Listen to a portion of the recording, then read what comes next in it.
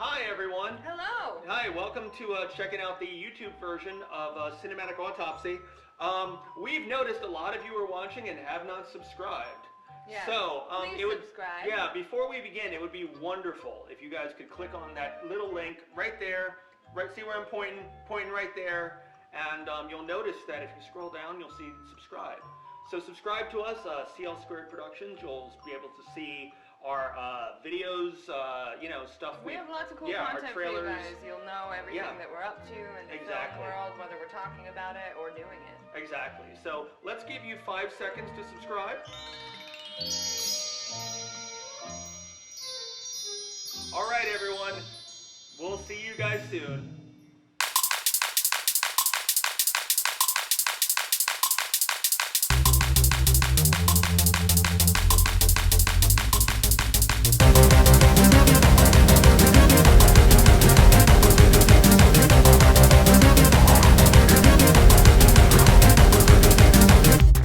Hey everyone, welcome. Hi. Welcome to October. It's October, yay! Yay! It's obviously oblong October or something. I don't know. Yes. I don't know. I was trying to think of like No Nut November and like something that would work Oblong with Oaks. October. Oh wait, no. Fucking Onan October. So you're supposed to jerk off as much as possible. Because it's October. I wish I got that memo. Hi from the middle of the woods. Yes. Where my service probably sucks. Yes, Chelsea is out there hunting the Yeti. Yes. No, I want to befriend the Yeti. You want to befriend the Yeti? I need a pet Yeti. Yes. I don't know if your building would allow a Yeti. And it's like, that's not my species, man. I allow a Yeti. Did you see? I posted this map. Also, I don't. We're CL Squared Productions. Hi. If you don't know us, that's Chelsea Lincoln from Chelsea LeSage. Hello. And yeah, I'm kind of under the weather, so this is gonna be really fun. Yeah, a lot of people. A lot of people sick. are under the weather. My cousin just tested positive for COVID this morning. Yeah. Out in Long Island, so that's a trip I won't be making. But oh, so you're not going? Yeah. Because yeah. Well, I mean, shit happens. Sorry. It's not your fault. You didn't breathe on him. I did. But I did though, and I liked it. But yeah, also people, we wanna let you know in December, even though it is October, on December 16th, we are gonna be having our the beginning of the theatrical run of Bishop's Cove. Yes, at the Film Noir Cinema in Brooklyn. Yep, at Greenpoint, Brooklyn, 122 Messerall Avenue. Because I'm a shameless promoter, you will see the QR code on here, obviously, if you are. I'm really proud of you for figuring out. How to do that. Yeah. Yeah. No, I will give all credit to Anna, because Anna was brilliant.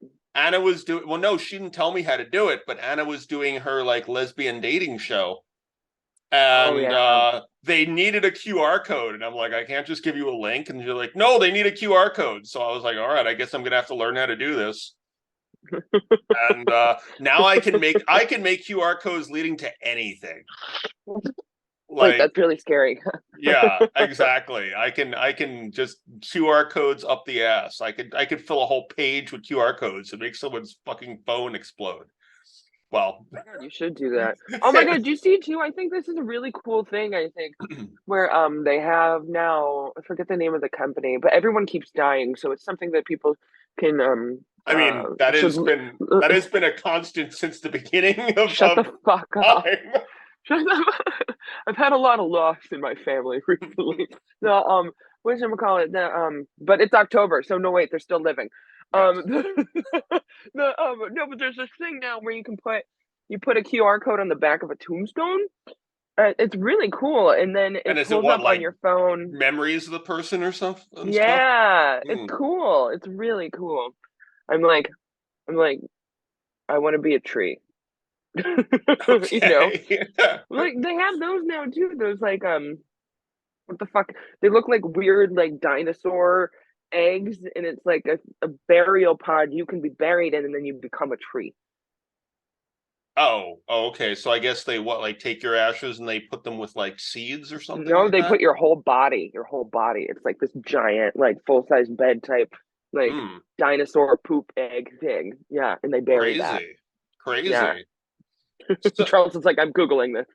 well, no.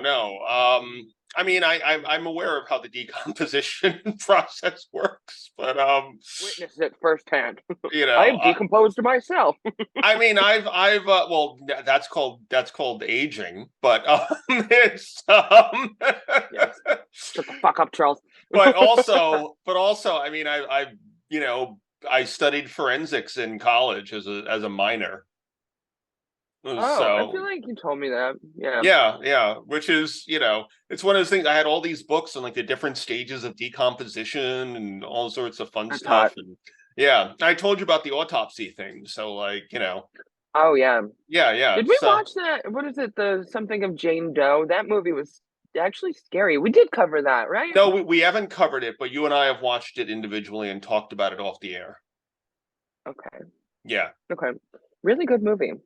Yeah, I I want enjoyed a burrito. Mom, will you get me a burrito? it. So we're gonna so this week because it's October, we're going to Yep. cover we and we're doing originals and then their remakes. So next week make sure you burn through the ditches and something through the witches and such, because we're going Rob Zombie next week. Oh, But we decided to do how and not a movie. We're actually just covering Rob Zombie. It'll be a whole retrospective of his career next week. But no, we're gonna cover. Thank you for clarifying that. Yes, we're covering. I have Sean Yesel coming in tomorrow to talk about him. But no, that's white zombie fans would find that really funny that I just said that. So anyway, we're gonna cover Halloween. So the first one we're going to cover is because it's October, obviously, is John Carpenter's 1978 version. Yes, this is the original, right? Yep, Yes. the OG, as they say. Yep. And what's crazy about that is that like this movie, when it was successful, it grossed $70 million fucking dollars. Yeah, the budget was something like 325,000. They've made 44 million globally. I'm like, that's fucking nuts. Yeah, it's weird because you like forget that Halloween was an independent film. Yeah, and fucking Jamie Lee Curtis was only paid $8,000 for the entire thing. She never made more money off of it. Yeah. So crazy. But what's crazy about it was once it was successful, like that's the entire fucking 80s slasher genre came from people trying to copy this film. You've all failed. I mean, even Friday the 13th came from, came directly from them trying to rip off Halloween. That makes sense. Yeah, I didn't know that came afterward, but that makes sense. Yeah, what's also interesting about it is that it was written by John Carpenter and his then girlfriend Deborah Hill, who was also the producer. And what's interesting is that John Carpenter basically wrote the story, but because he wanted the female characters in it to sound authentic, she wrote all the female dialogue. That's cool. Yeah. That's cool. And what is it? Laurie Strode was named after the fucking one of his other ex-girlfriends. Yeah. I don't know. What's interesting also is the actor who plays her dad was there because he was in another Alfred Hitchcock movie, and he worked with Tippi Hedren while Janet Leigh, who people know from Psycho. That's Jamie Lee Curtis's mom. Right? Yeah, it was Jamie Lee Curtis's mom. So he That's so weird. I can't believe I didn't know that. It's one of those things because they have different last names. Yeah, it should be illegal. Although it's always funny for me how many like Last House on the Left fans like I had heard Eric, who ran the Shock-A-Go-Go Fest, I heard in real time in an interview when he found out that my dad was F.J. Lincoln. Because they were mentioning, it's like, oh yeah, did you know that Charles Lincoln's father was Fred Lincoln and from Last House on the Left? And he's like, no, I didn't know that. And so and it's great to hear that in like real time. Yeah. No, like, yeah, that's true. Yeah. And your father's rolling over in his fucking grave, like, stop talking about it. Oh yeah, yeah. Every time I mention it, he I mean, he causes a fucking a little bit. Yeah, he can't. He has no grave because he was cremated.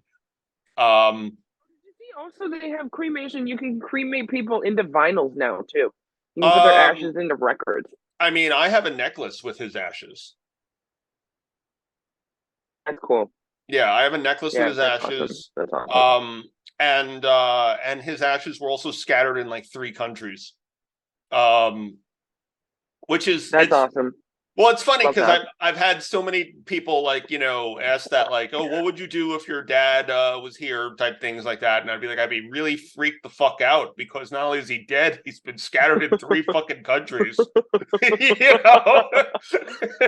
That's really funny. Oh, I don't think I ever told you this, but the fucking I was in London earlier this year teaching, and someone's father died, and they were scattering the ashes, like in a butt. He wanted some of his ashes in the Thames, and it was just me and this one person spreading his father's ashes, and the wind changed right as he was, and it just went all in his face. Oh my God! So you got the Big Lebowski moment. Came right back. You got the Big Lebowski moment from the was he in a Folgers cup? Folgers can? Because that would be really bad.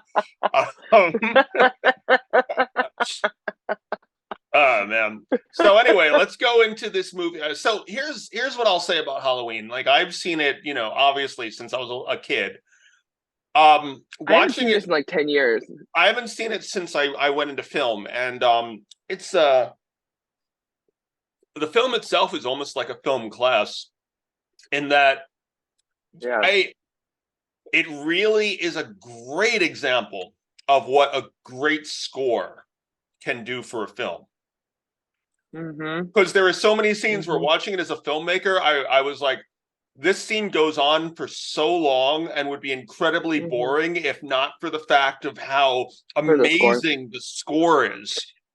Yeah. Do you know that John Carpenter wrote the whole score in 3 days? Yeah. Yeah. Fucking crazy. And him and his musician fans recorded it in their garage or something. Yeah. Well, I mean, I fucking love that. I mean, it's basically just sounds like him on a synthesizer. So it's, or a little. It's brilliant. Oh, I'm sorry, Gertrude. I scared my dog. Sorry. Aw. Gertie, but it's great. I am Gert. I have never been fed. Did you get the video I sent you of the giant fucking raccoon? No. Oh yeah, I sent it to you on Instagram. Oh, okay. Yeah. Oh, that's the thing I was gonna say earlier. I shared this thing on my Instagram that was like, instead of all these like terrible things in the news, instead of seeing a political map of the United States with the red and blue states, here's a map of where it's legal to own a raccoon or keep a raccoon as a pet in the United States. I was like, this is the content I need. Raccoons are one of those animals that I actually try to avoid because you never know if they could be rabid or whatever, and they get so fucking big. They do. Trash pandas. Yeah. The Central Park raccoons are not afraid of fucking shit. No, neither are they're like, this is my swamp. Yeah, no, there was certainly times where I remember in Prospect Park where I was like, I'm gonna take a different path because that raccoon is fucking huge and it's glaring at me. Peanut, it's grandma. Aww. Not our sin. That is quite enough. Ma'am, come here. No. Not our sin. No, ma'am. No, ma'am. It's nope. It's funny because last week you were worried about them barking when like strangers came into your place, and now like their family that they've known their whole lives. Well, the door is shut in my bedroom at my mother's house, and my mother's making prepping for tomorrow, which is Halloween, not because it's October. It's October.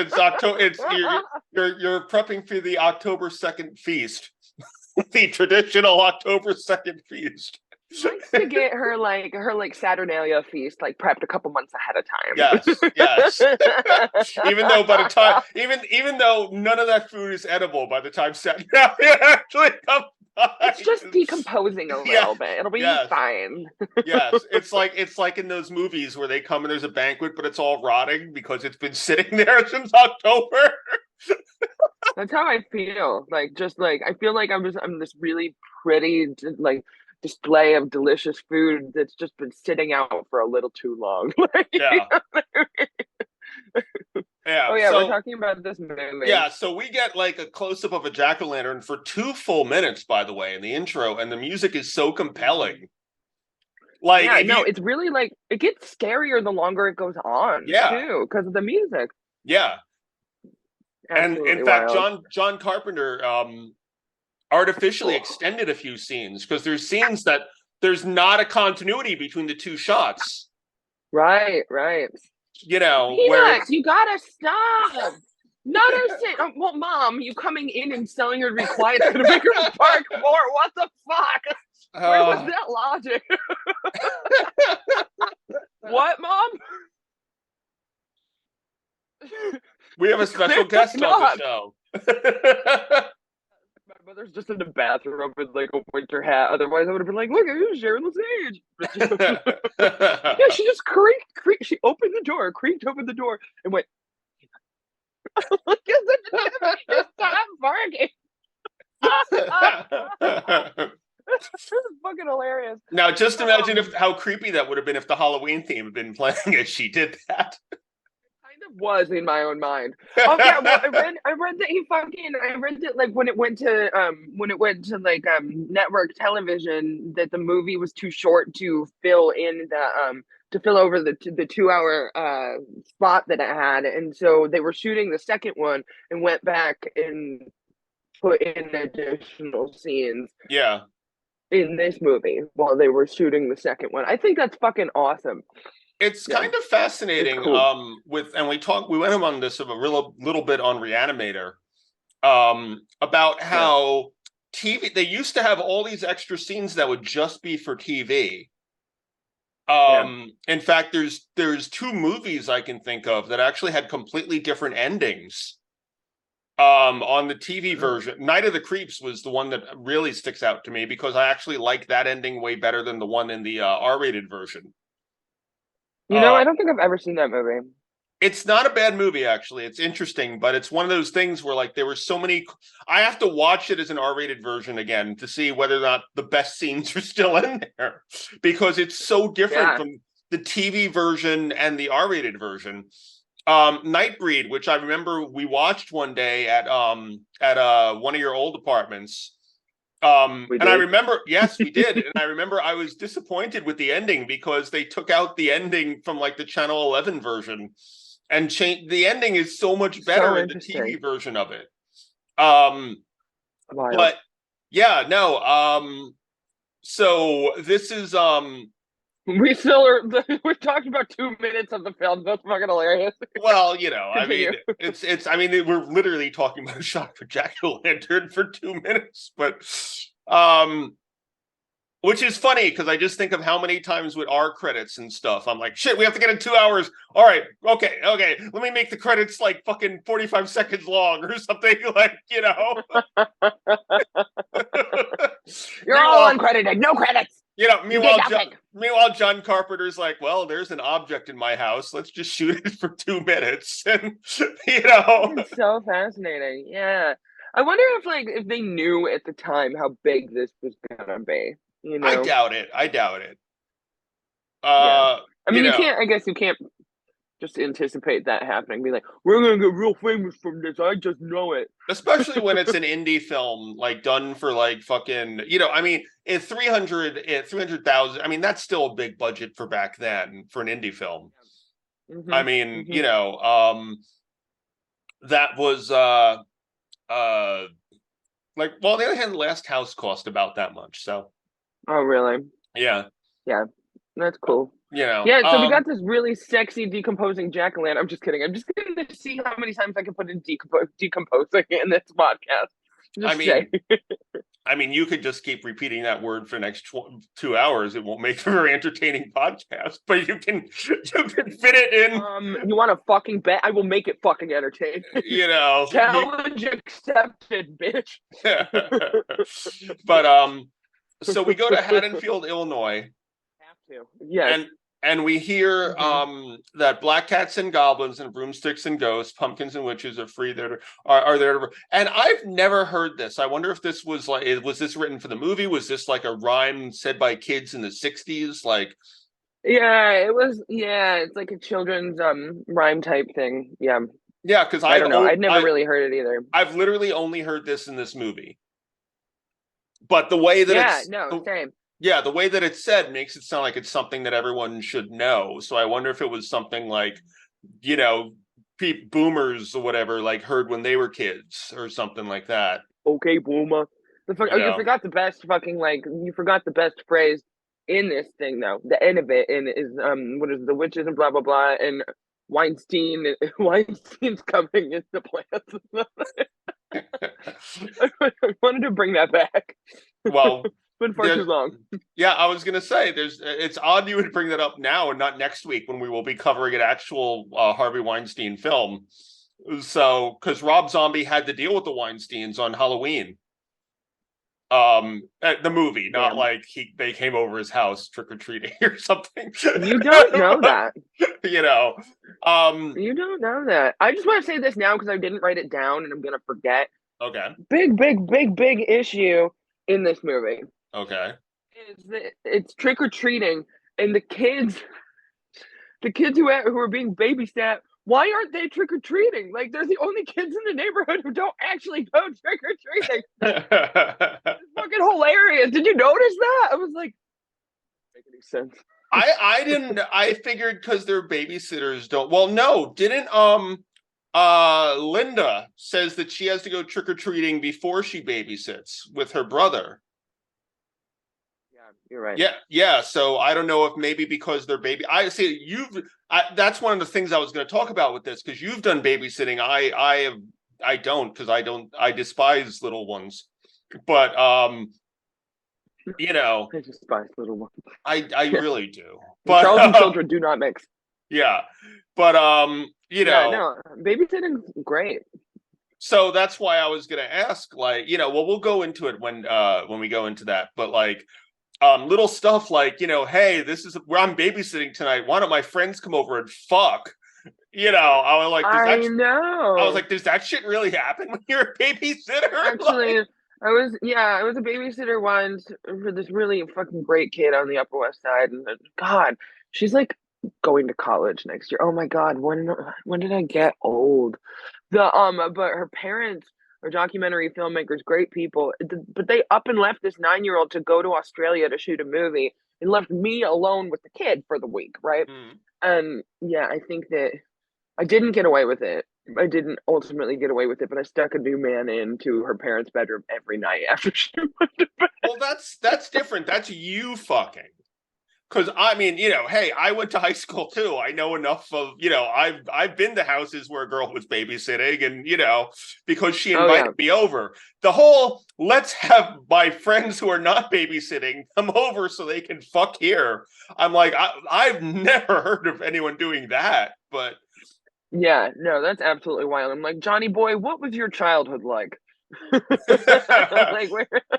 that was the other thing is the babysitting thing came from Deborah Hill because that's how she used to make money when she was in high school. So that's why I'm wondering. I was like, was Deborah Hill inviting her friends over to fucking the master bedroom or something? I imagine that this is like a little heated conversation that John and Deborah are having, and they're like, we got to meet in the middle. No, I want this. Well, babysitting makes sense. All right, but the people who are not supposed to be in the house, they have to fuck though. All right, that's the middle ground. I'm calling it there. Okay. Yeah, because I figured that would have gotten you. That would have gotten you in so much. One guy, you can hide one guy. Having your friends come over and fuck in the bedroom and smoke and all this And they just let themselves in too. They didn't Yeah. even like, you know. So that's what I was gonna Like, what ask. if I like was the person babysitting was like wanted them to fuck in a different bed? You know, they were just very presumptuous. Those yeah, two. yeah, so I was gonna ask. Well, I mean, she's fresh off going and stuffing about the ballots against Carrie. But but Right. I guess she figured she Oh. could get away with it because her fucking friend Chris is working for the Detroit Police Department. So, it's all That makes perfect sense. it's all one fucking for one universe. Every film is all just It's part. true. You want to know what's funny is that I fucking like, in watching this, I had like revisited Jennifer's Body, which because I fucking love that movie. I'd watched I that. Like, I I can't get know you past. hate that movie. I I know. despise the I love it dialogue though. so much. Yeah, no, it's terrible. But I love that movie. And I watched these in the same day, and like so they started to blend together, and I was like, Adam Brody, like he must be really old. Like he was, he looked great 20 years ago, like or in the 70s. I was like, Chelsea, no, bad Chelsea. Yeah, I was Also, gonna my say, laptop apparently did not charge while like in commuting from the city today. So I will just very gracefully be taking the laptop and moving over to another place in the apartment okay, okay. at some point. Okay, Yeah. so we come up on a house. There's two people inside talking about how the female half is talking about how her parents won't be around. And Oh yeah. we're getting these like shots from outside the house, like looking in. Yeah, like POV shots. Yeah. Yeah. Yeah. It's cool. It's Halloween 1963. The Hmm. person puts on a clown mask, and the dude puts on a clown mask. She tells him to take it off, and then they go upstairs. And then we see the lights turn off in the bedroom. Um, I, well, it's one of those things that, like, later on when, spoiler alert, PJ Soul's character, Linda, and her boyfriend Bob get it on, and Sex is bad.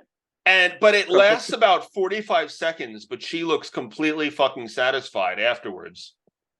Oh yeah, I wrote about that too. I was like, no. And then the other thing that fucking like a common theme throughout this too is like John Carpenter obviously has never heard a woman come before because fucking there's so many different deaths in this movie where it sounds like the woman's like porn coming instead of being stabbed and dying sounds. You know what I mean? The weird, yeah, porn was very mainstream when this was being made, so who knows? Yeah. Um, Is John Carpenter still alive? Yes. Yeah, John Carpenter's still Yeah. alive. He's playing a lot of video games these days, Cool, and good for him. he's playing a lot of video games at being very grumpy. That's what I want to be. I want to like play video games and be grumpy. like I'll say like, have you ever seen The Thing? Mm-hmm. Yeah, well, you know how at the ending it has, without spoiling anything, but you know how it has that ambiguous ending at the end. The cinematographer Yes. at the end, the cinematographer talked about how what the indication is as to who is the thing at the end of the film, and John Carpenter literally said like that's not a thing that fucking happened. He doesn't know shit.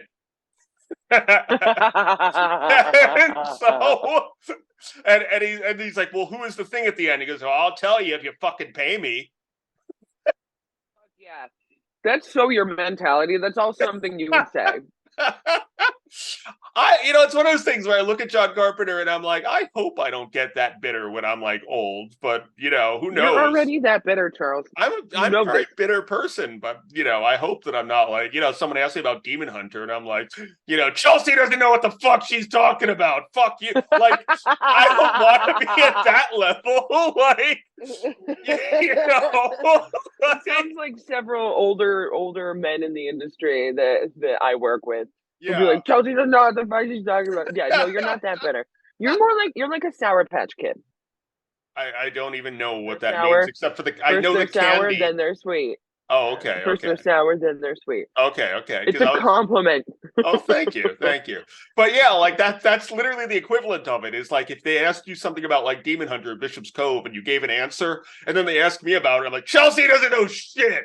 Fuck her. Like, because that's literally the equivalent of what he said. And I don't know if that's like a joke between them or if he really is like, fuck that guy. I don't know what he doesn't know what he's talking about. I'm the fucking director, So, but yeah, he does a lot of that.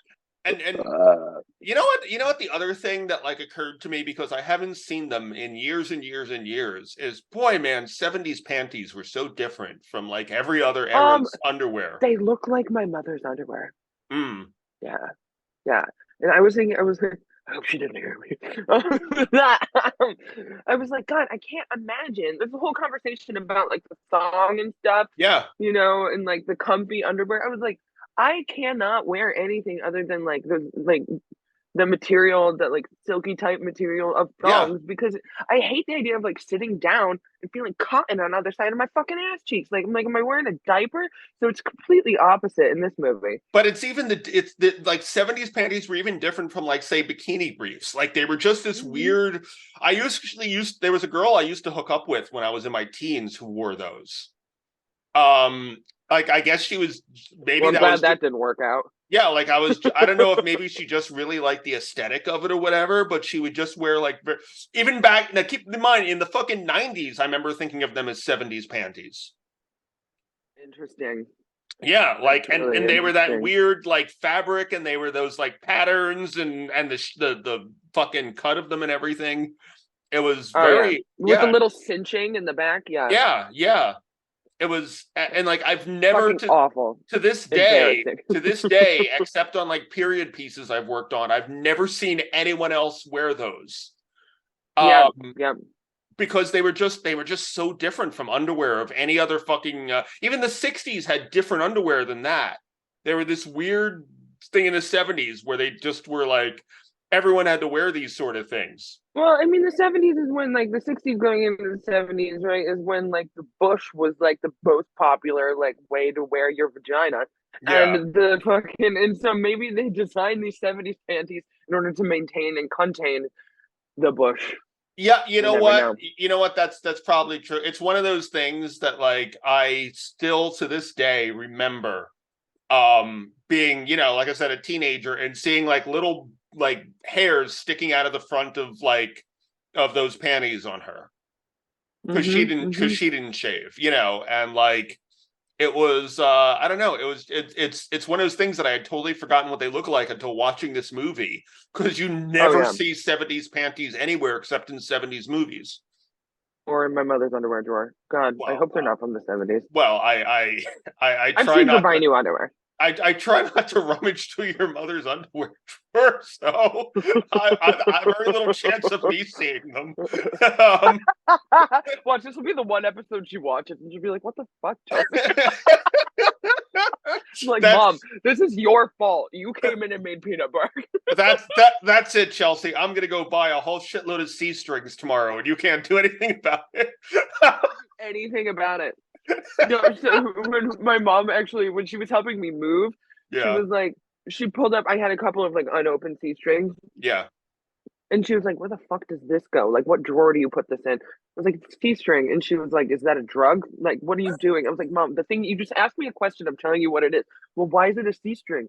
Like, it's like a G string, but there's no lines. You know what I mean? It's just like a tape thing. It's like, it's used in film all the time. She was like, I didn't need to know that. I was like, then don't ask me these things. What the fuck? Yes.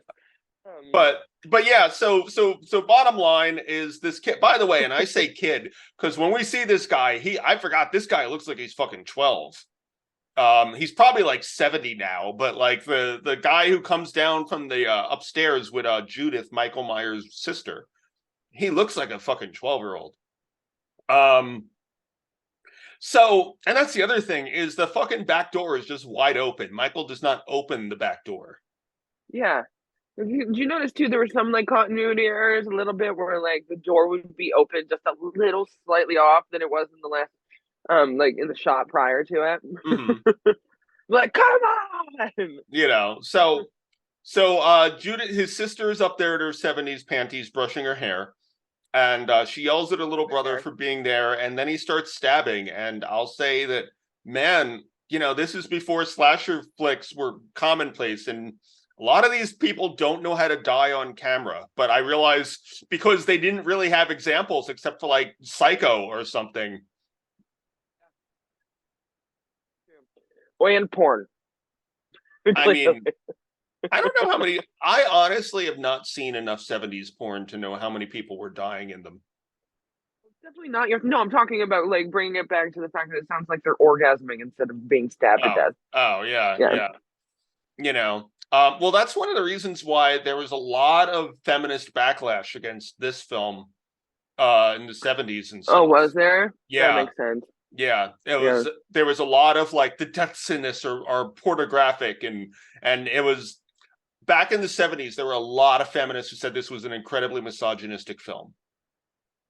That makes sense. I mean, people say that about everything still. So you know, it does not pass the Bechdel test. Well, no, you know what? The thing that really occurred to me though is that, like, you know, since Jamie Lee Curtis is kind of like the one of the first final girls, if not the first one. She's not a very strong character at all. No. I just was really glad that, like, you know, she was at least a great actress. Where some of the fucking dialogue in this and the other actors, I'm like, oh no. Well, what's interesting is that Jamie Lee Curtis actually auditioned for every character in this except Laurie. Because she thought Laurie was really repressed and she couldn't relate to Laurie at all. That's cool.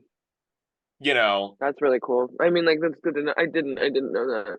Yeah, because she was like, what she thought that she would have been a better Annie or a Linda. Well, it's crazy. I'm sorry. I was just thinking about. I wasn't too impressed with the actresses who played Linda or Annie. You know what I mean? Well, the girl Linda, she was from Carrie. That was PJ Souls, and she was like big in the 70s. Oh, duh! I didn't even think about that. I didn't even put that together. Yeah. She was the girl who wore the baseball cap all the time in Carrie. Fucking hell! Yeah. Wow. So. Anyway, though, so Judith gets stabbed, and we see out through the eyes of the mask, which is actually a really cool shot. I love that. That's really cool. Yeah. And he goes out. He goes outside as the car pulls up. His parents come out. They take the mask off him, and he's holding the knife in the clown outfit. And his parents look at him disgusted as he just stares straight ahead. He's like, God, we shouldn't have thrown out all the wire hangers. Why are we going through this? You know, and they zoom back, and now we're in Smith Grove, Illinois, in October 30th, 1978. Yes. Oh, and do you know that what's the name of the fucking town? Haddonfield, Illinois. Mm-hmm. Yeah, because John Carpenter was from Haddonfield, New Jersey. Yeah. Yeah, that's so cool. Yeah. Yeah. All right, so where the fuck are we now? 1978. All right, I'm getting up and I am fetching a chair so there will be an appearance against my mother's will. Of my mother while I get a chair from the kitchen and put it in I was gonna say, boy, it's a good thing you were wearing pants when that angle just happened. I thought about that's funny, yeah, because I thought about taking them off because I was like, God, I fucking hate pants. I'm glad I didn't. Yeah. All right. This is a really exciting moment. She's gonna be pissed off, but hey, she made the dog bark. Chelsea just reminding us she's wearing pants and not 70s panties. So I am. So Mom, can I steal a chair? Thank you. This is live. This is Sharon LeSage, everyone, against her will. Here she is. Here she is, world. This is Sharon LeSage, everyone. You know. I'm handing a chair. As you do this slow walk, I feel like putting the Halloween theme over you as you're doing this. Happy Thanksgiving. Oh no, it's October, Mom. Yes.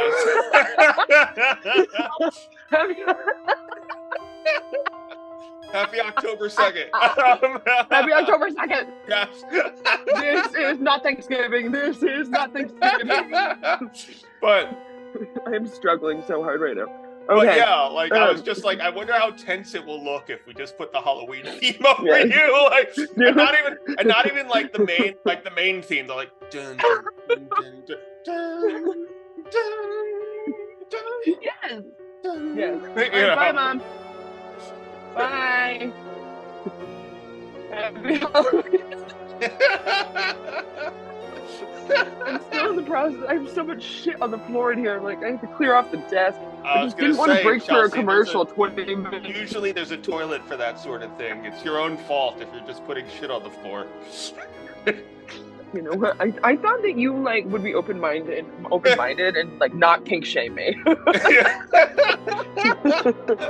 No wonder your mom is opening the door and being like, "What the hell is going on in here? What is she doing now? Why does it smell like that?"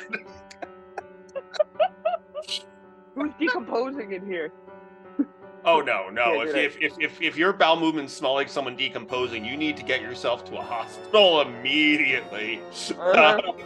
Those are both bad smells. Yeah, should. Those are bad smells, but they're both two completely different bad smells. I just wanted to say decomposing again. Okay. Well, I'm All sure. Right. Laptop charger. Yeah, there's Thank something you for coming on this journey with me, world. There's something in the frame. What? Yeah. I see it. There you go. Thank you. Now I see. What is that? A fucking egg or something? The little orange thing. What's that?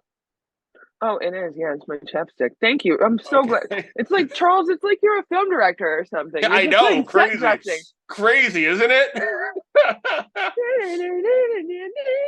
Yeah, I was going to say the camera has adjusted. It's not even showing you.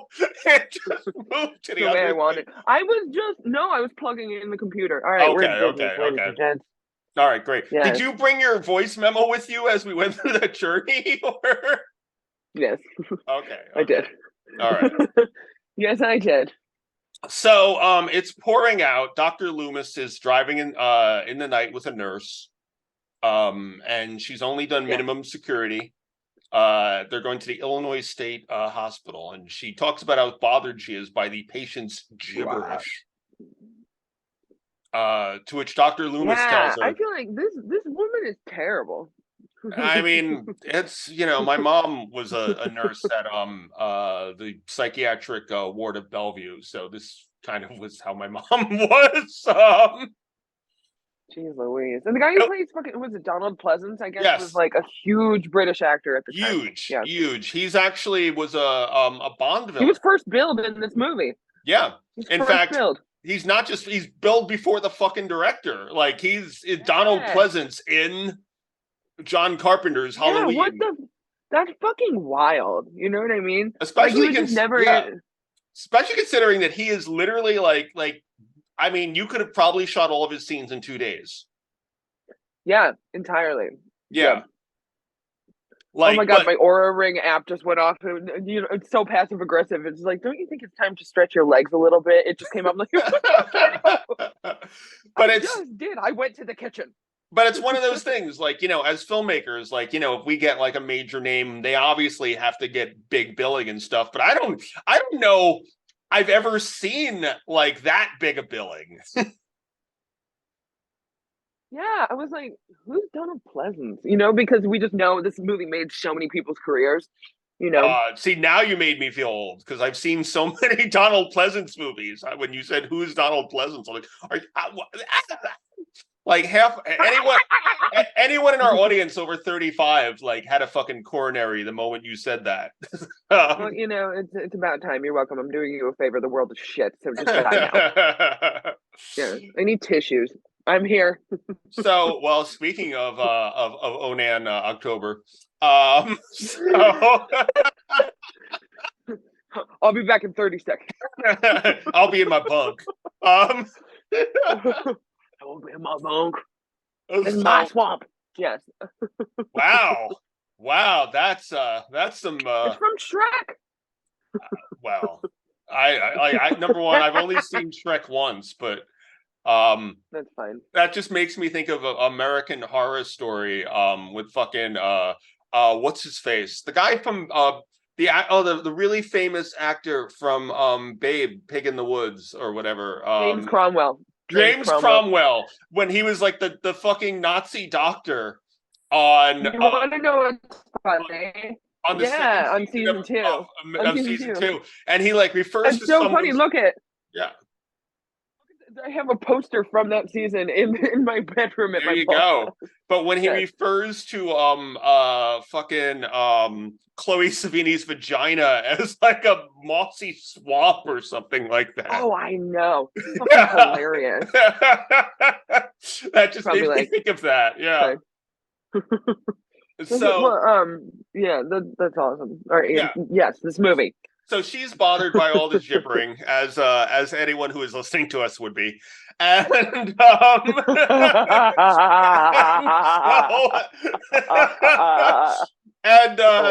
Donald Pleasance is like, well, you don't have to worry about that because it hasn't spoken a word in 15 years. Right. All right, now I know where we are. Thank you. Yeah. Yes.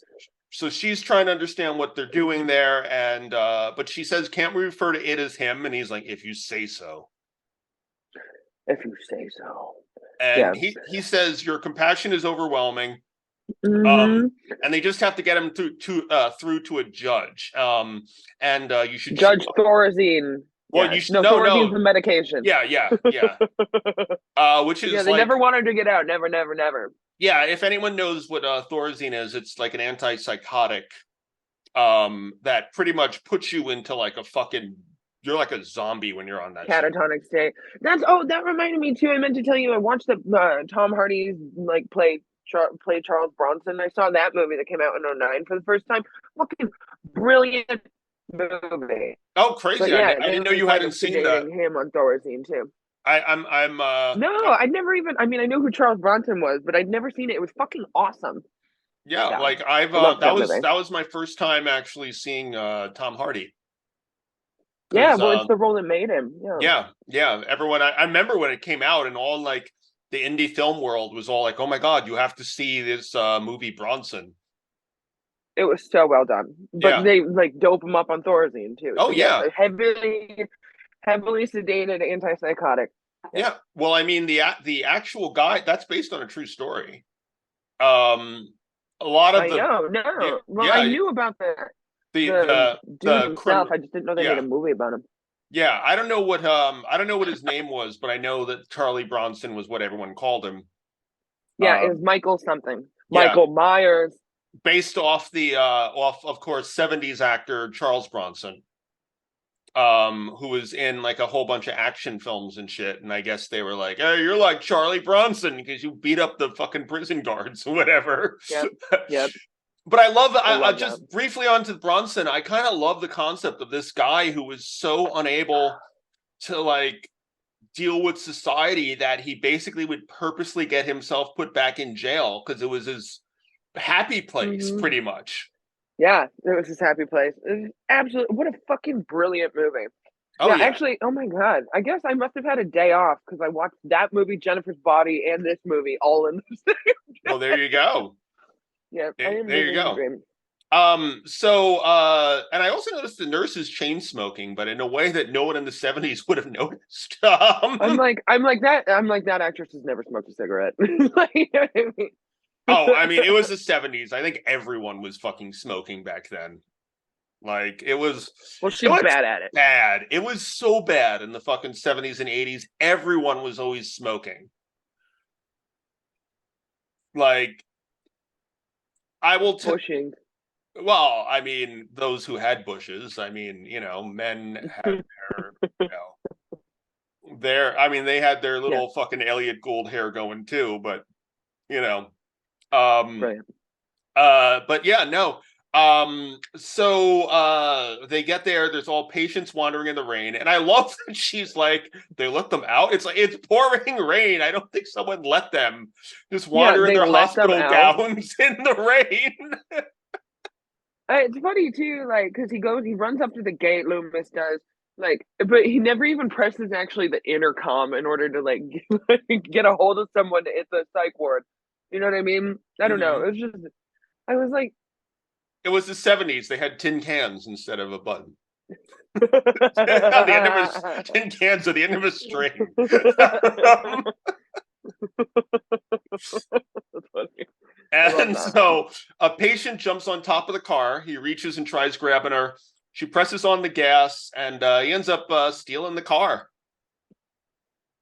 Michael Myers steals the car. No, the patient steals the car. Yeah. And how does he know how to drive? As basically a thing forever. Yeah.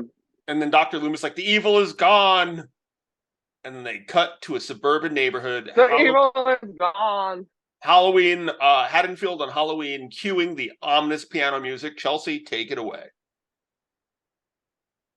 With I know you want me to sing. I want you to talk about the movie. I don't. So Laurie comes out of a house with a bunch of books. She's been instructed by her father to drop keys off at the Myers place because I guess they're in real estate. Yeah. This is not a pretty house, the Myers house. Yeah, her dad, by the way, promises she won't forget. I was going to say that her dad, by the way, is played by Peter Griffith, who we all know from Family Guy, but who also I knew you not only was he the former husband of Tippi Hedren, but he also was the father of Melanie Griffith. Yeah.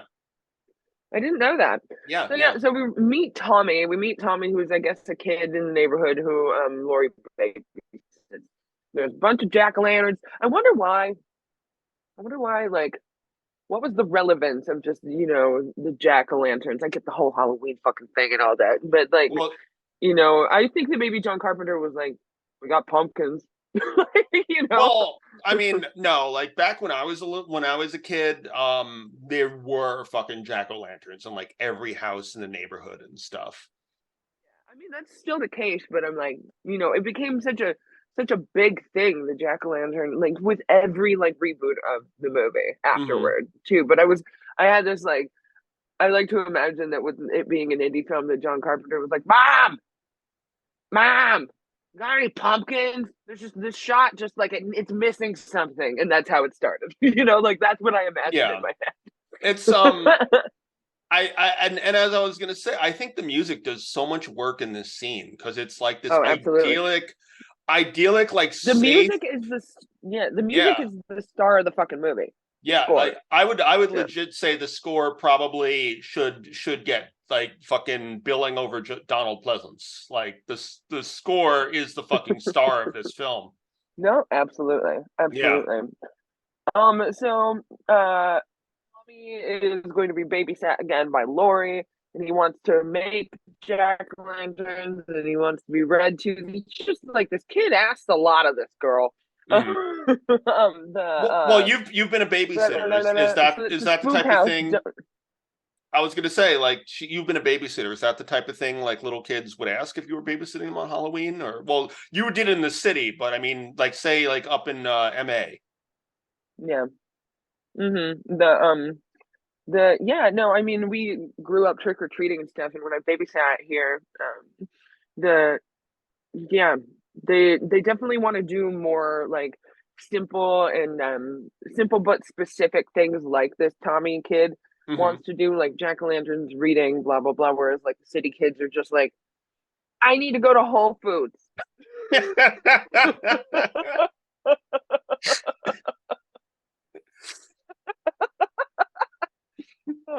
Yeah. So you're not supposed to go to the Myers house. It's the spook house. She drops the key. Tommy's like, no, don't go up there. Don't go up there. I guess, like, what's awful stuff happened there, and Tommy's scared. And then we see Michael, like, through the door of the Myers house as Jamie Lee Curtis drops the key off. Was there a house like that in your neighborhood? Because there was in mine where all the kids didn't go. It was my house. I'm just kidding. It was my house. Yeah, no, there was one house. It didn't have any history behind it. We just knew it was overgrown. and like the fucking door had bushes in front of it, and it was just Oh like yeah, we all like yeah, I guess someone maybe it had not been sold or someone old was there who couldn't yeah. maintain it. I don't know Like the we don't go history to of the it. spook house. Yeah, Yeah, I don't. what's wild too that I think is fascinating, and I didn't believe my mother the million times that she tells me that people live there.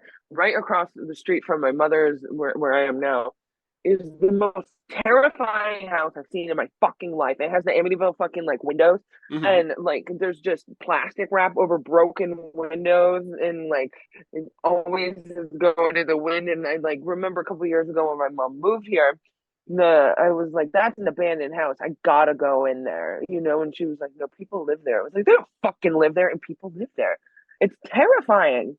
You It's know, literally across the street from me right now. the funny thing about that is that, like, as a little kid, you think that's a haunted house. As an adult, my first thought is, well, people are probably making meth in there.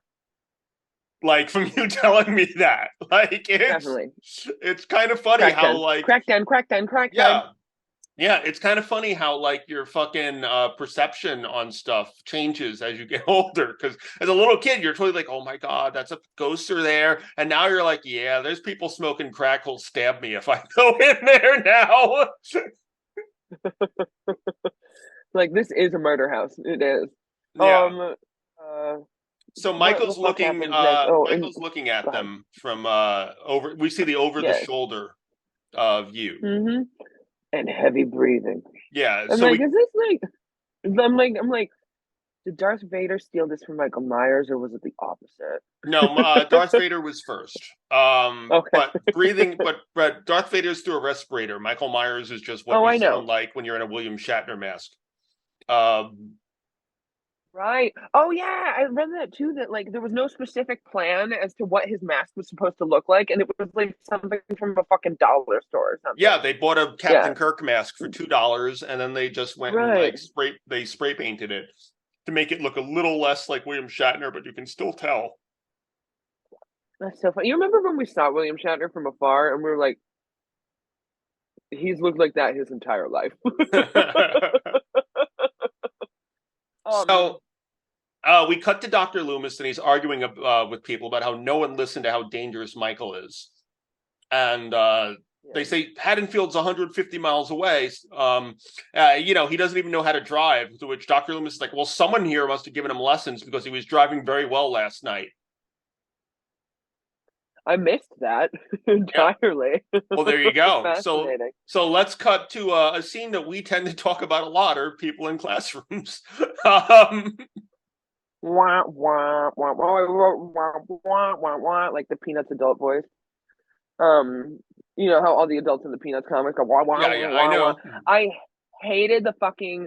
I said this teacher's voice is the most boring fucking voice ever. Like, she's just completely monotone. Like I'm like, that's the psych ward is this classroom. If you have to listen to that fucking teacher all day, You've never had a that was my teacher that opinion. spoke like that though, because I've had a few over the years. I've definitely had a No, few. never, Yeah.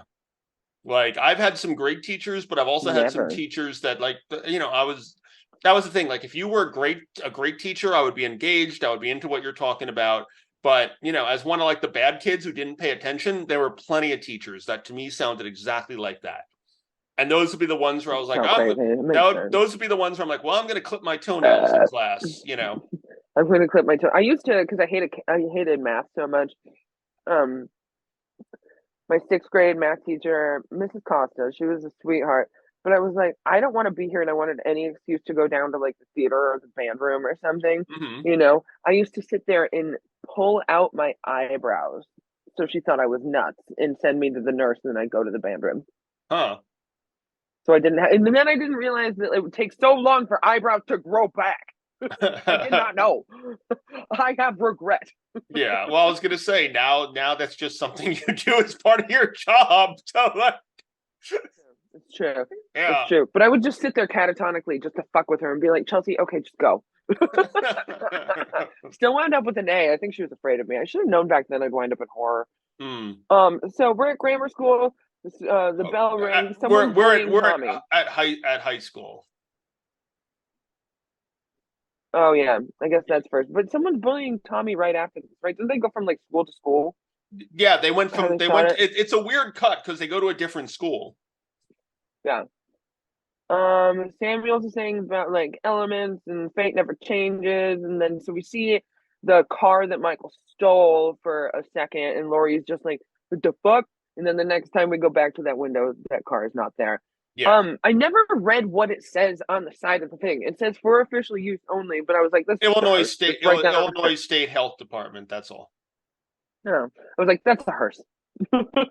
Yeah, Yeah, I never wrote down what this, so that's good to know because it was bugging me the whole time. yeah. We see Michael So for the yeah, now first we cut time to the here. grammar Yeah, school. yeah.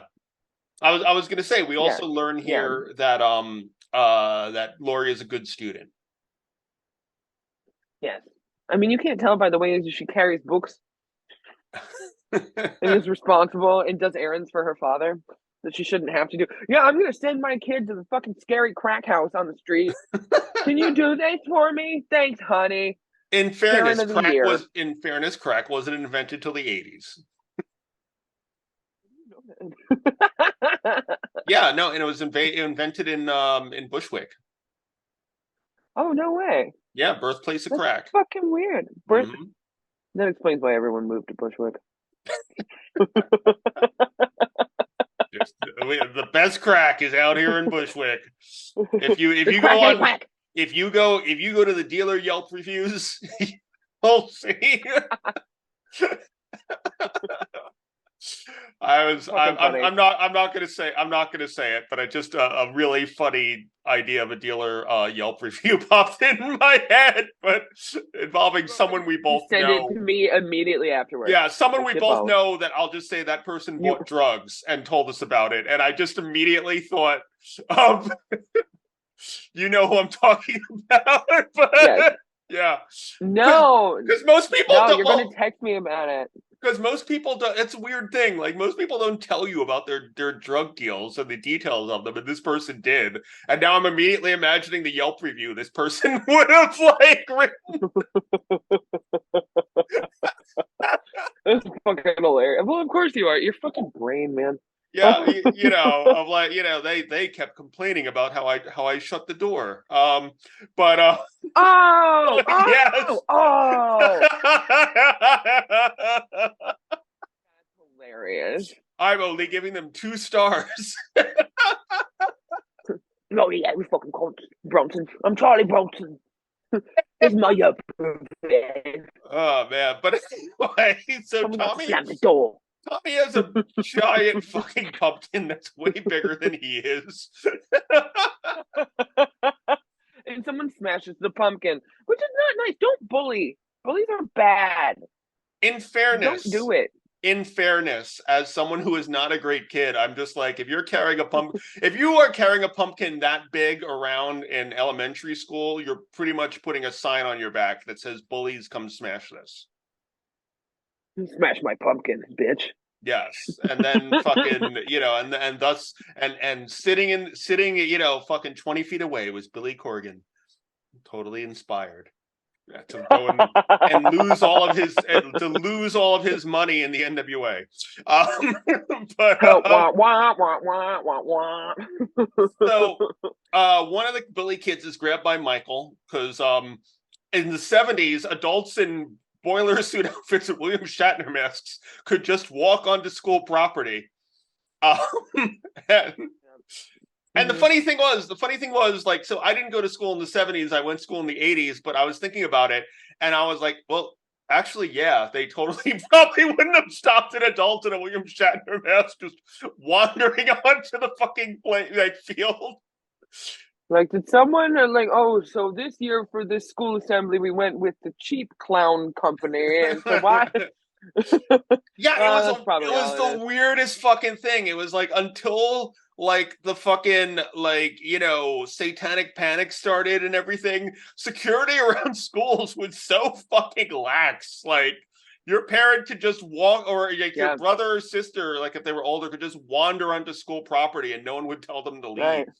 Or someone in the faculty and staff could have been like look at Michael Myers in his elementary school and be like, Well, that's a different approach to having the school patrol officer. Like, okay, like, so they got rid of the guns, but he has that big knife. He'll keep us safe. Like I figure if we're looking at it logically, one of them was probably like, oh, that's probably one of the kids' older brothers getting ready for Halloween. Entirely.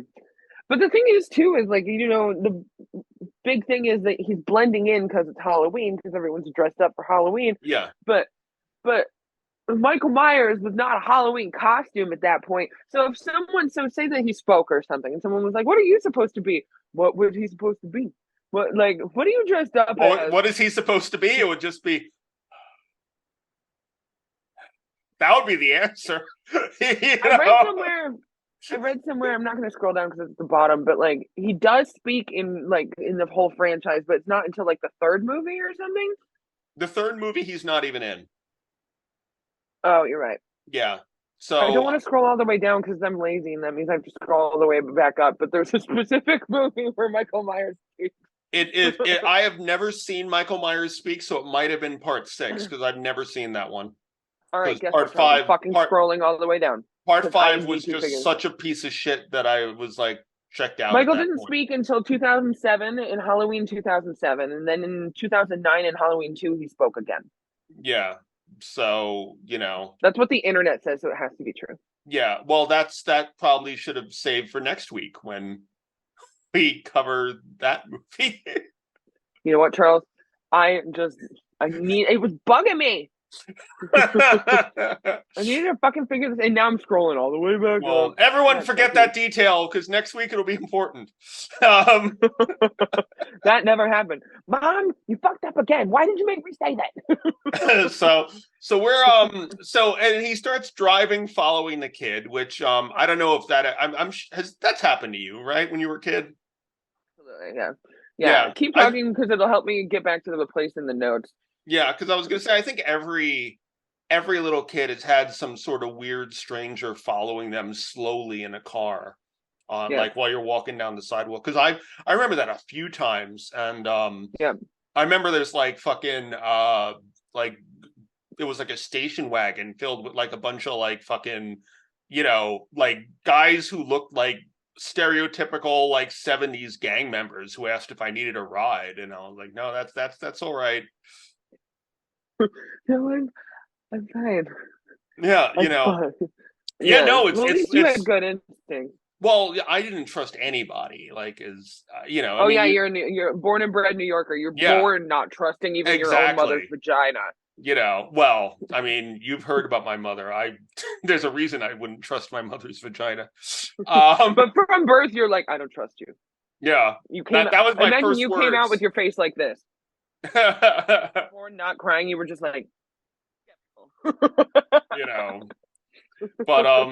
oh man, there's a scene in the Buffy show where a character's mother becomes a vampire, and makes a comment about how like you've spent and then his like mother comes on to him and like tries to like force herself on him and goes on about how. Yeah, about how you've been a mommy's boy your whole life. I'm just giving you what you've really always wanted to do all this time. And that's gonna be a no from me, dog. But there was this line that I heard that someone talked about how like men obviously this can be applied to women who are into women too, but it's like we spend 9 months not wanting to come out and then our rest of our lives trying to get back in. 100%. Yeah, 100%. Absolutely, that's funny. I like that. I forget. I wish I could credit who said that, but I remember that line and it stuck with me for like my whole life, and I've always loved that. That's really funny. Yeah, that's really funny. Yeah, you gotta figure that. You gotta find out what that is. So he is following this Tommy kid in this weird hearse thing. I found it where I was. So Donald Pleasance is at the payphone. Yeah. He just has this gut feeling that he's coming to Haddonfield. I'm his doctor. You have to be ready for him. If you don't, it's your funeral. Yeah. So the truck with an open door off the road by the payphone next to train tracks. It says Phelps Garage. And there are randomly white sheets all about there. And I wrote, why is So, so Dr. Dexter Loomis, right? Well, That's that's his what name. they named him, Dexter Loomis. Now we have to show Dexter, but also Dr. Loomis from Halloween. I didn't know that. Yeah. How you doing, Sean? How you Kind, doing? You kind. happy in your marriage? I was gonna say, kind of weird to think that there was an actress whose last name was Loomis in this film too. Like that's a weird coincidence. That's fucking weird. That's So the type of that, thing. like, Go on. go ahead. I was to say, you know me well enough to know that's the type of thing that would have actually made me change the character's name. Oh, 100%. Because Yeah. you know, I hate shit like that so much. There's so no need for that, you know. Like I'm like, that's such a quick change. Like, what? Why? So anyway, Donald Pleasance goes over to this Phelps garage truck that's just gone careening off the road with the door open, and there's a bunch of white sheets there. And this is funny. This is funny. He starts folding the sheets. I'm like, why is he folding the sheets? Which I thought was hilarious. I thought that was the hospital gown that Michael was wearing. Oh, there was a bunch of like actual sheets, and I think that like I was like, he doesn't know how to fold a fitted sheet, I bet. But and then I put a side note. I was like, learn how to fold a fitted sheet. Thank you. So Rabbit in Red, what's that say? Matchbox. Oh, he finds a matchbox that says Rabbit in Red, and like is obviously triggered knowing that it's Michael somehow. Yeah. And he runs, and then we get the slow pan to if he had just gone like 2 feet to his left, there's a fucking body like just right there. And I went, poor Phelps. Phelps dead. Then we meet these bullies, these mean girls. Oh wait, no, oh fuck, oh no, bad Chelsea. I wrote, oh no, that's just Lori. You know, because they were talking shit about someone, and they weren't in focus. You know, I was like, oh no, here come the people who are gonna beat up like Lori or something. Yeah. I was like, oh no, that's her friend. Yeah, she's there. She's there with PJ Souls, who once again, as I said, fresh from Carrie, she just took off her red hat, and you know, nice. Yep. No, it's true. Hold on, Mom. So, let me. Is there any batter left? There's a fucking cranberry bread. Plenty of batter. It's because it's 09 October. I just wanted to lick the bowl of the batter when you're done. That's all. I'm still working. Okay, I love you. So PJ Souls is she's playing Linda, who's a cheerleader, and she's complaining about her routine, basically all the shit she has to do. And then Lori is like, I have nothing to do. And can you imagine saying that or being like, I have nothing to do? And well, I mean, like, have you ever had nothing to do? I mean, you're in high school, I guess. Yeah, when I was younger, definitely. I mean, you know me now. I have my like insane, unhealthy work ethic where I'm literally doing stuff at every fucking moment. Like you can't stop or you'll die. You know, when you and I are texting each other where I'm like, all right, well, you're not getting home till 1. Can we just podcast then so we can get to it? Like, you know, that shows like, that no, we don't comprehend the idea of not having something to do. It's like, and I would have done it if I wasn't like in personal crisis mode. You know what I mean? Like I would have done it. But that's exactly the thing is like, you know, when you're in certain industries or certain like lifestyles, it's like free time is considered like a failure of your scheduling. You know, I always think like, you know, excuse me, that's what I think. Except for like, you know, when I like in the mornings, I'm always up really early and all that to take care of the animals. But I really enjoy then like watching TV and maybe going back to bed for like half an hour in the morning. But I only do that when I realize, oh, I have time to do it. I have time to do this. But then I wind up feeling guilty about fucking doing it, even though I deserve it. And I'll be like, oh, I have another half hour. Here's my list of things I have not done yet. Oh my God, yay, I can do things. I can keep doing things. So you just are grateful to be able to just keep working. Well, Linda says to Lori when she's like, I have nothing to do, she goes, it's your own fault and I don't feel sorry for you. Oh, fuck yeah. That's so funny. Yeah. and then Annie joins them and her boyfriend is grounded for throwing eggs and soaping windows. Her boyfriend is, so Halloween has this great tradition and it's in it's in one of the scenes here too where they's like, hey, he killed a dog that we don't see. Halloween has a tradition of having characters that get mentioned that we never ever see. That's hilarious. Because in Halloween 4, there's an angry mob looking through the town trying to kill, angry mobs have formed trying to kill Michael, because that's the shit that would happen if a bunch of, a psycho comes to town and fucking kills a bunch of teenage girls. Of course, angry fucking lynch mobs would be forming. And they shoot at a bush and then look down and are like, oh man, we got, I don't know, George or whatever the fuck the character's name is. But there is no George in the movie. You never see George. Did they do this on purpose? And I just wonder, did they even hire someone named George, or did they just tell them to look down in the bushes and be like, oh, god damn it? It's obviously not something where, they're cutting a bunch of scenes in order to, shrink it down. They had to shoot more scenes. Yeah. So there's all this about... Is George okay? Yeah, so there's all this about about Annie's boyfriend. We never see Annie's boyfriend, even though he is mentioned multiple times in this film. She just made it up because, she's a horror. I just hated her. I was like, she can't have a boyfriend. She's just making it up. This guy's not real. Considering her boyfriend was grounded for throwing eggs and soaping windows, so, it's probably, an approach. Putting soap on windows is bad? Her boyfriend was probably John Travolta from Carrie. Jesus fucking Christ. That's so funny. So that's funny. Because it's all one universe. It's all connected. Every movie is connected. Exactly. PJ Souls just changed her name and transferred schools after the Carrie incident. Yes. Exactly, and then it goes into Mean Girls, and it goes into Jennifer's Body. It's all the same high school. Have you seen, by the way, and then we'll take a pee break after this one, or a commercial break for those of you who are not us. Have you seen the commercials for the new the musical remake of Mean Girls, by the way, which they don't tell you it's a musical. On Broadway. It was a Broadway musical, and now they made a movie. Oh shit, my laptop died, so we are going to take a break soon. Continue.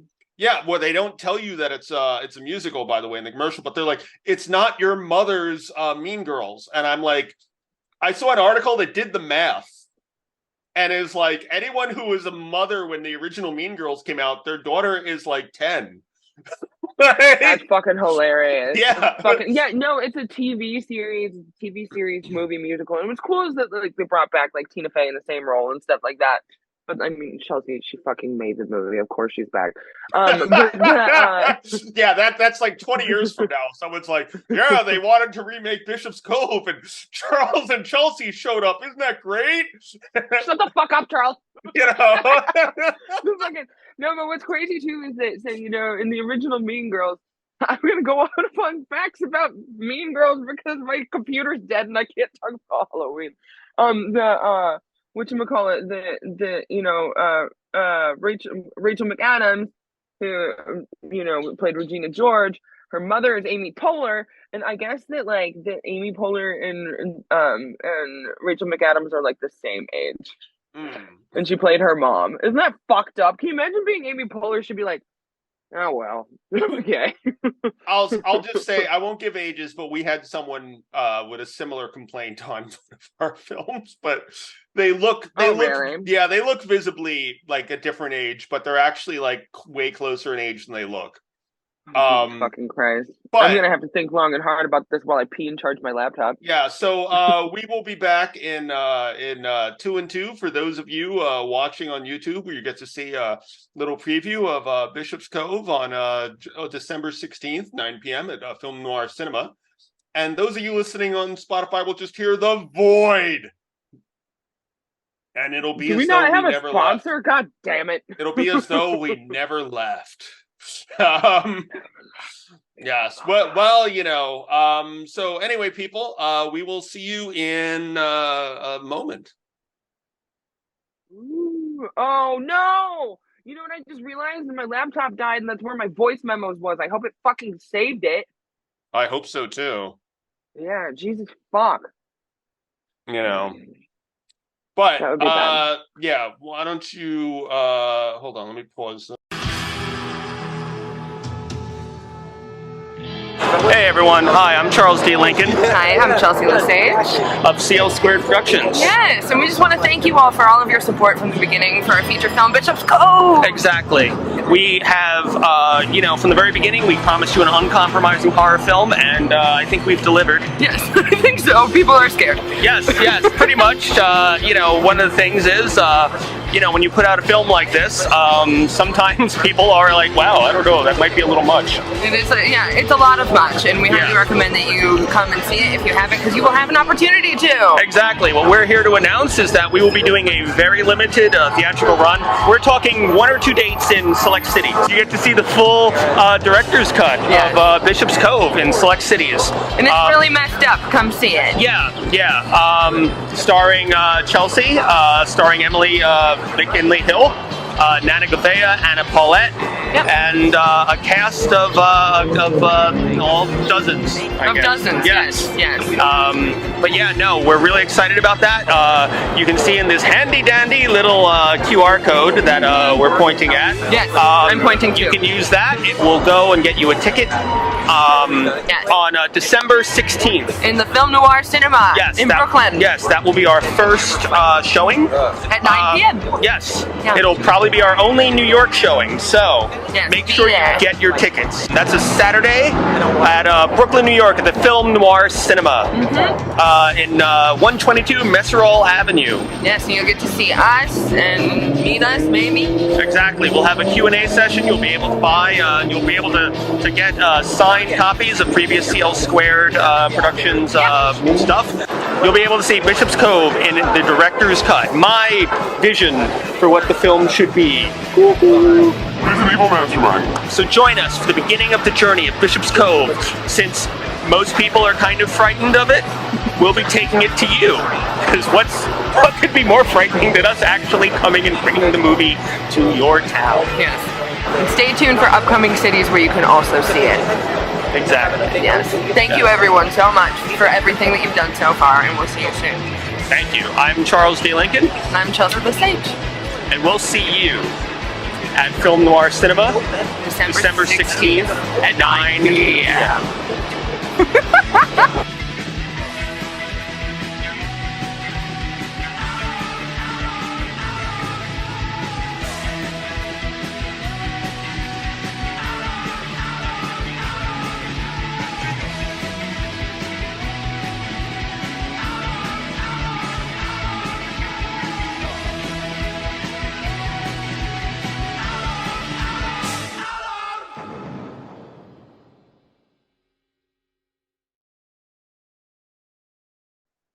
And we're back.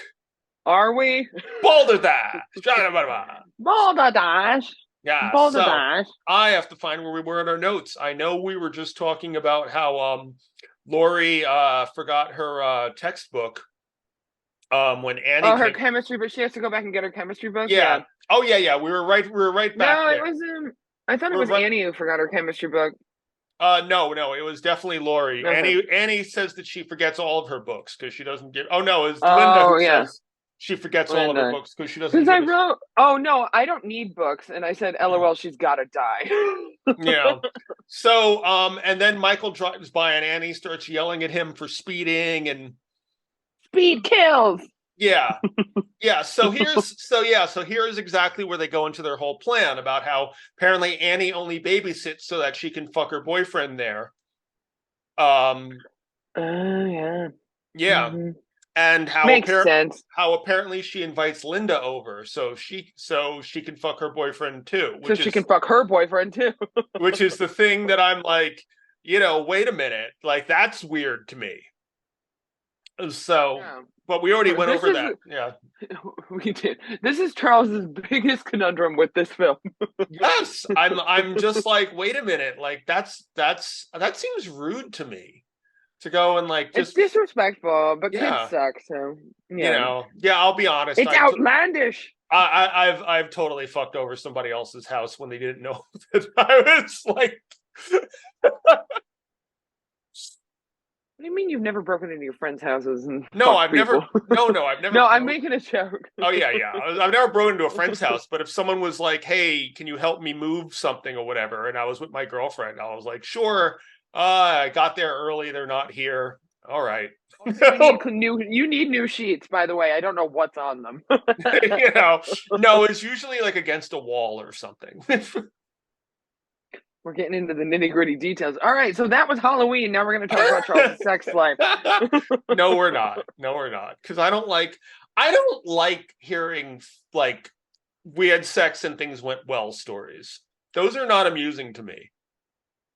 You just want them to go horribly wrong. Yes.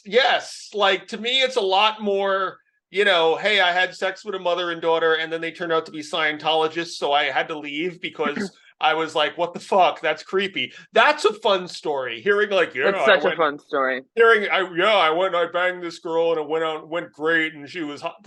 Who the hell wants to hear that?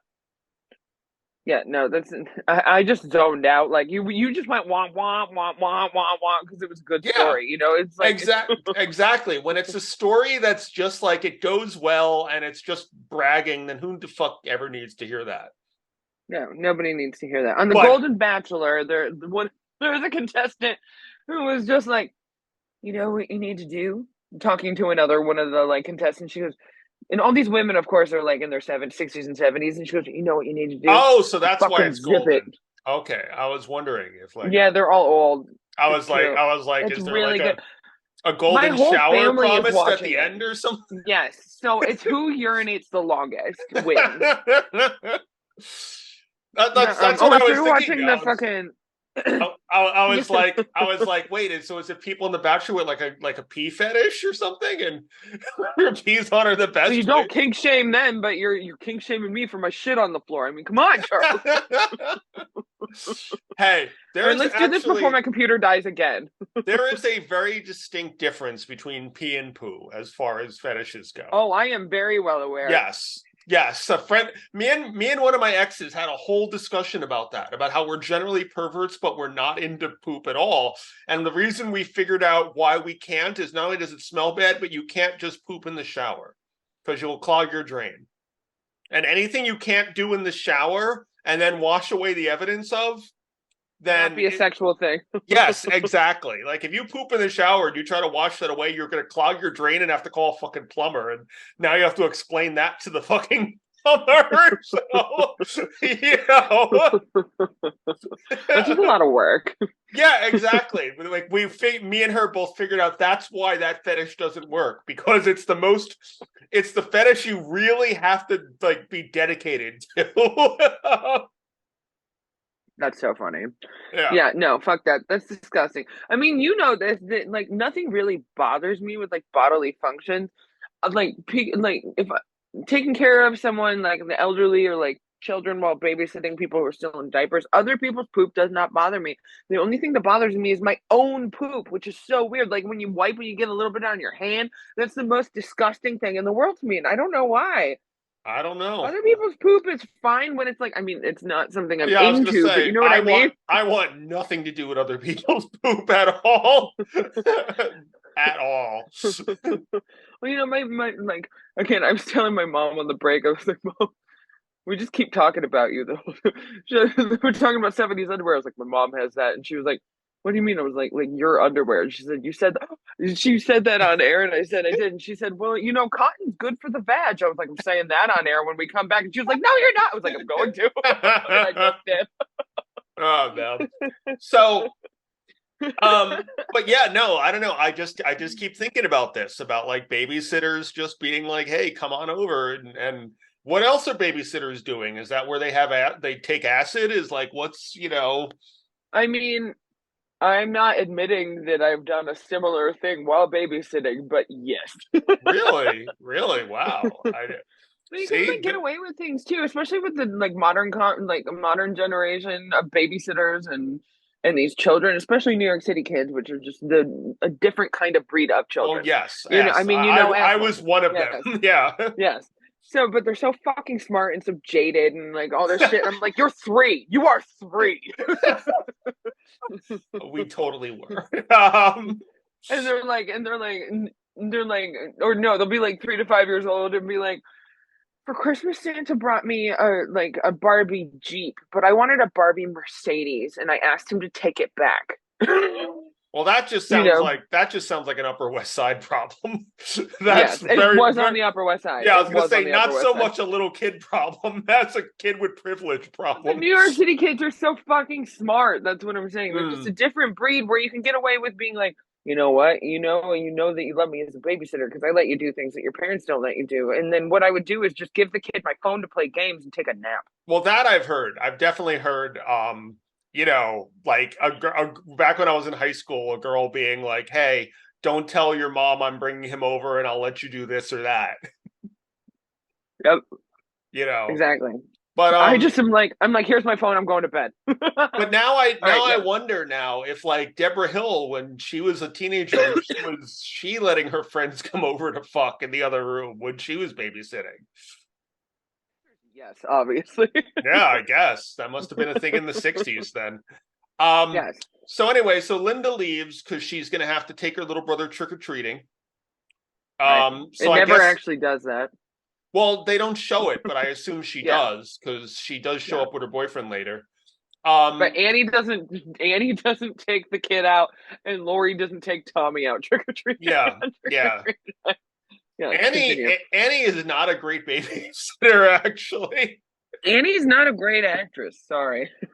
In this, I was like, I hate her. So, yeah, where are we? So, I hate a guy with a car and no sense of humor. That just stuck out to me. Which I don't understand, but So, Michael is watching them as they're walking down the street, and then he disappears into the bushes when Annie looks up. And Annie goes over to check after Lori. Lori sees Michael Myers in the hedges. Yeah. And Annie just basically is just a terrible friend too. Like, Lori's obviously concerned, and you're like, you're fucking crazy. I'm like, that's not a friend, Lori. You need to get away from that girl. Lori, he wants to talk to you. He wants to take you out tonight. And Lori comes over, and there's no one there. And, poor Lori, scared another one away. Yes. And then Lori says, guys think I'm too smart. And, and I don't. I think you're a wacko seeing men behind bushes. Here's where I noticed... Horrible. Here's where I noticed Jamie Lee Curtis has a leaf in her hair, and they didn't actually remove it. No, they didn't. Yeah, I saw that too. Yeah. So Lori looks behind her and all this shit. My Mr. Brackets scares her. Who's Mr. Brackets? That's Annie's dad. Oh, okay. Yeah. Which cool. It's kind of confusing. They call him that, even though she would call him that. She wouldn't call him Sheriff Brackett. But. Oh, yes. That's the only time I said bracket. I called him mockery. I said lamb chop mock, like a mockery of lamb chops or mutton chops. That's what I called him for the rest of the movie. Yeah. But he had bad sideburns. Well, that was the 70s. That was a very common mutton chops, lamb chops. So I called him. I said him lamb chop mock. That's what I called him. Was it me, or did he appear to be kind of drunk when she ran into him? At least the way he was acting, it seemed like the character was drunk. He probably was. He was just like off with the sex worker in the motel next door when he got the call. I mean, that's what happened, obviously. No judgment here, especially from us. But like, so I'm with you. Yeah. So, she's frightened, and he says, "Hey, it's Halloween. Everyone's entitled to one good scare." And then she hears someone crying, and it turns out it's little kids. And she talks to herself the way your dad talks to you, and calls herself kiddo. Yeah, that was really interesting. I was like, Paul LeSage is in this movie. Yeah. Why is Paul LeSage in this movie? I wrote, kiddo, thought you outgrew superstition, so let's go to CVS. Let's go to CVS, kiddo. Yeah. Proud of you, kiddo. CVS, kiddo. Dad, I love you. So she has her windows wide open, and Michael is in the backyard, even though where she's looking, she should not, where her eye line is, she shouldn't be able to see in the backyard. Oh, I know. Yeah. I wrote that down too. So he's in the dryer hanging line in white sheets again, just how like Dr. Loomis was in white sheets earlier, right? So he's there and then he's not. I mean, it's the famous iconic scene that everyone knows, like that shot. Everyone has seen that shot. Yeah. She answers the phone and no one's there, but there's chewing noises. It's just a bad connection. Like we go through all this time and they call Yeah. back, call back, and it's just Annie chewing. I had my mouth full and she's terrified. I thought it was an obscene phone call. Now you hear obscene chewing.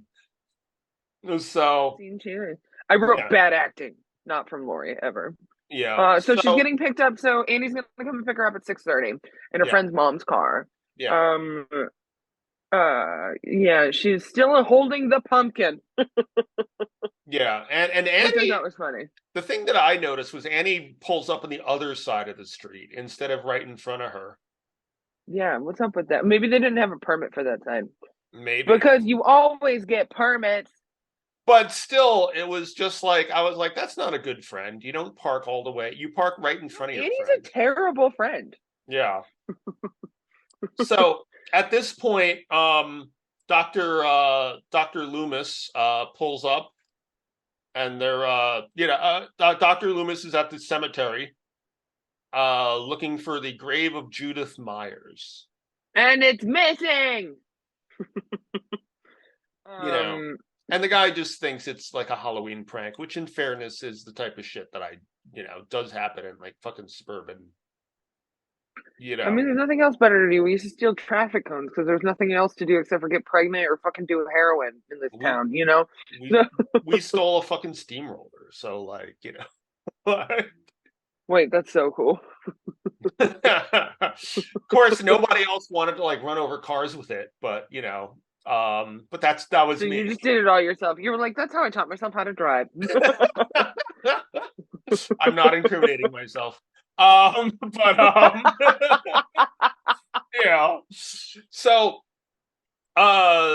and I love how the guy at the cemetery starts telling some weird story about a guy hacking up his family with a hacksaw.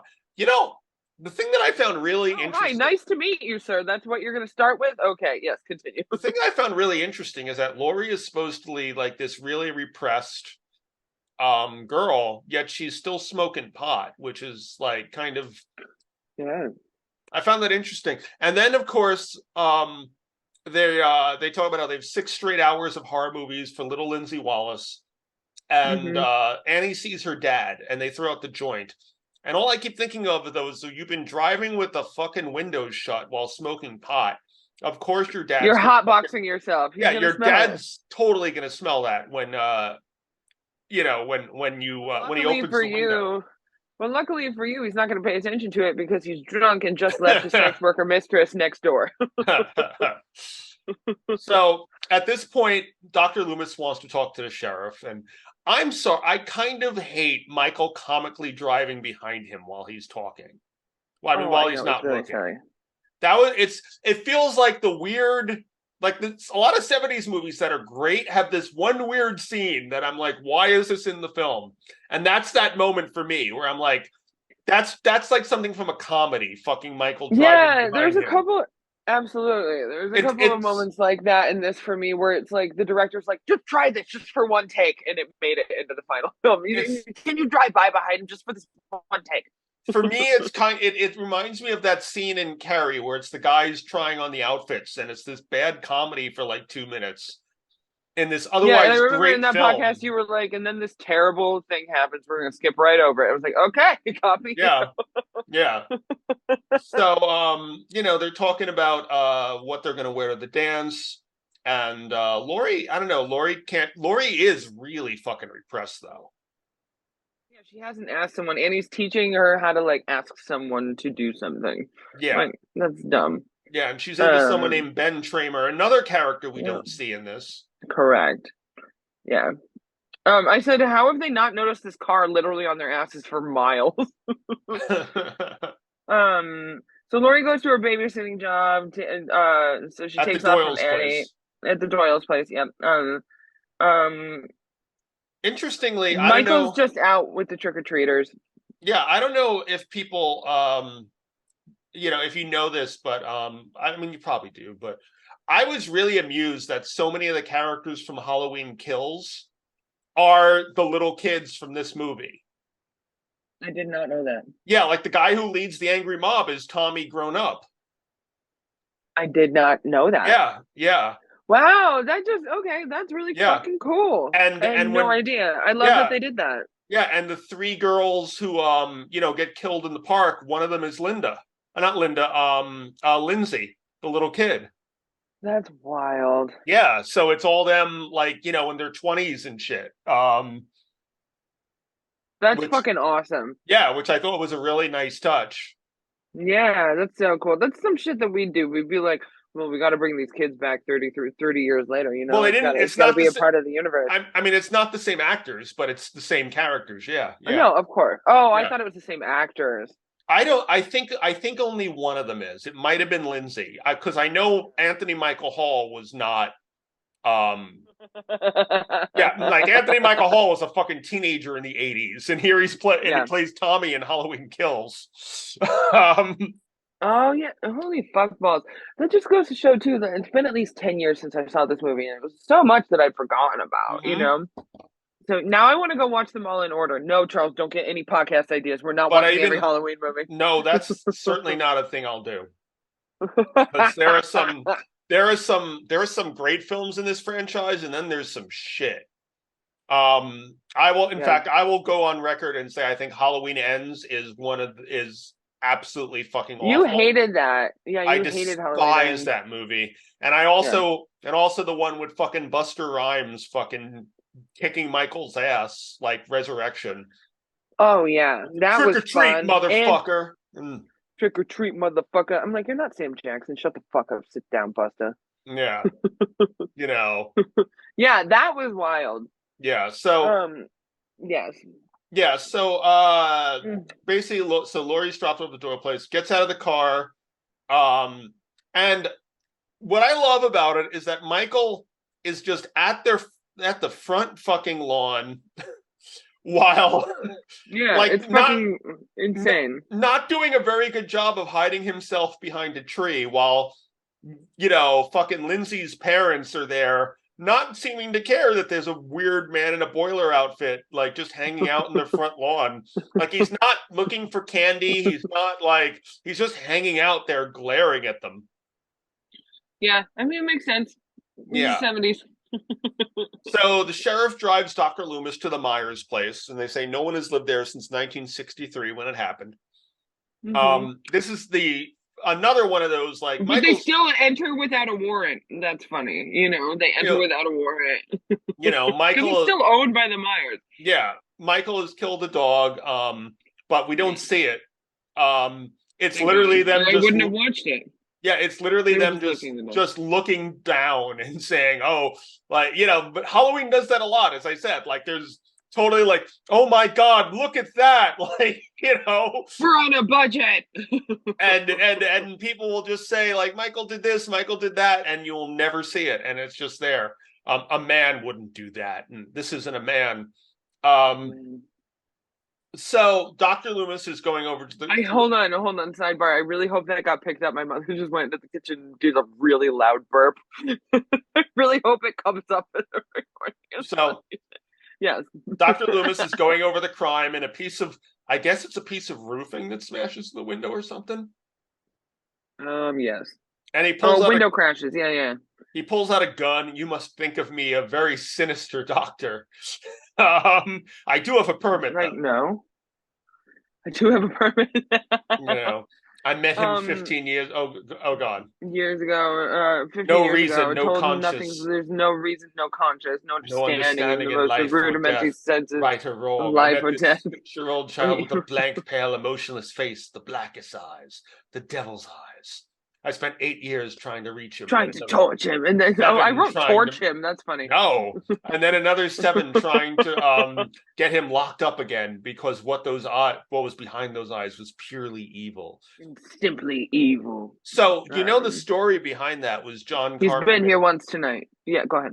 John Carpenter, something happened where he was like in a mental hospital. They was touring it or something like that. Yeah.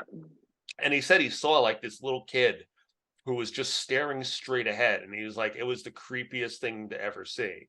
Like, and they say the kid didn't respond to anything. He was just like this. And apparently, and apparently he had like killed someone or something like that. That was Michael Myers. So they based the character on that. Right. You know, that's so cool. I love shit like that. And well, I was going to say the sheriff rightfully wants to put out a warning for him, and Loomis is like, no, it'll create a panic, and they'll see him on every corner, which is true. But also, if there's a murderer running around the fucking town, you really it's the 70s, child. You really should let people know that. Yeah, and I'm thinking about it too. If this is like existing in like normal society, which I think it's clearly this world is trying to do. 1978, we're at the height of American serial killers. They should know better. You know, they'd be like, "Fuck, we just got Dahmer." Like, yeah, they should put out a fucking. No, they didn't get Dahmer. I was in. No, he was killing people. Yeah, but no one knew. Yeah. No one knew about that. Dahmer. Okay, Dahmer you didn't know until I think maybe when I was in like fucking junior high or something. My point is that that's when every serial killer was happening. So I guess maybe they hadn't been caught yet. But you're right; they should have been like, "Here's a curfew. There's this fucking creepy William Shatner dude." Like, but even like I said, like they definitely should have like put out a warning. But as far as serial killers go, like Richard Ramirez hadn't even been a thing yet. John Wayne Gacy, like that was when crimes were happening. Gacy had happened. Yeah, Gacy was happening, but that was that was rare. It was big. John Wayne Gacy was a big deal because that people didn't have any idea how extensive this shit was going on. Yeah, no, entirely. Yeah, you're right. Like the FBI knew, but the general public didn't. So you know, Annie's making popcorn. Yes, there's popcorn. Thank God. Love popcorn. Yeah, I was going to say, I mean, Laurie's reading to Tommy, and he goes on about how he's into comic books, but that's not really an important detail, really. You know. It's not. It is not. Yeah. Henny making popcorn. Someone says they have big news. Oh, yeah. Yes.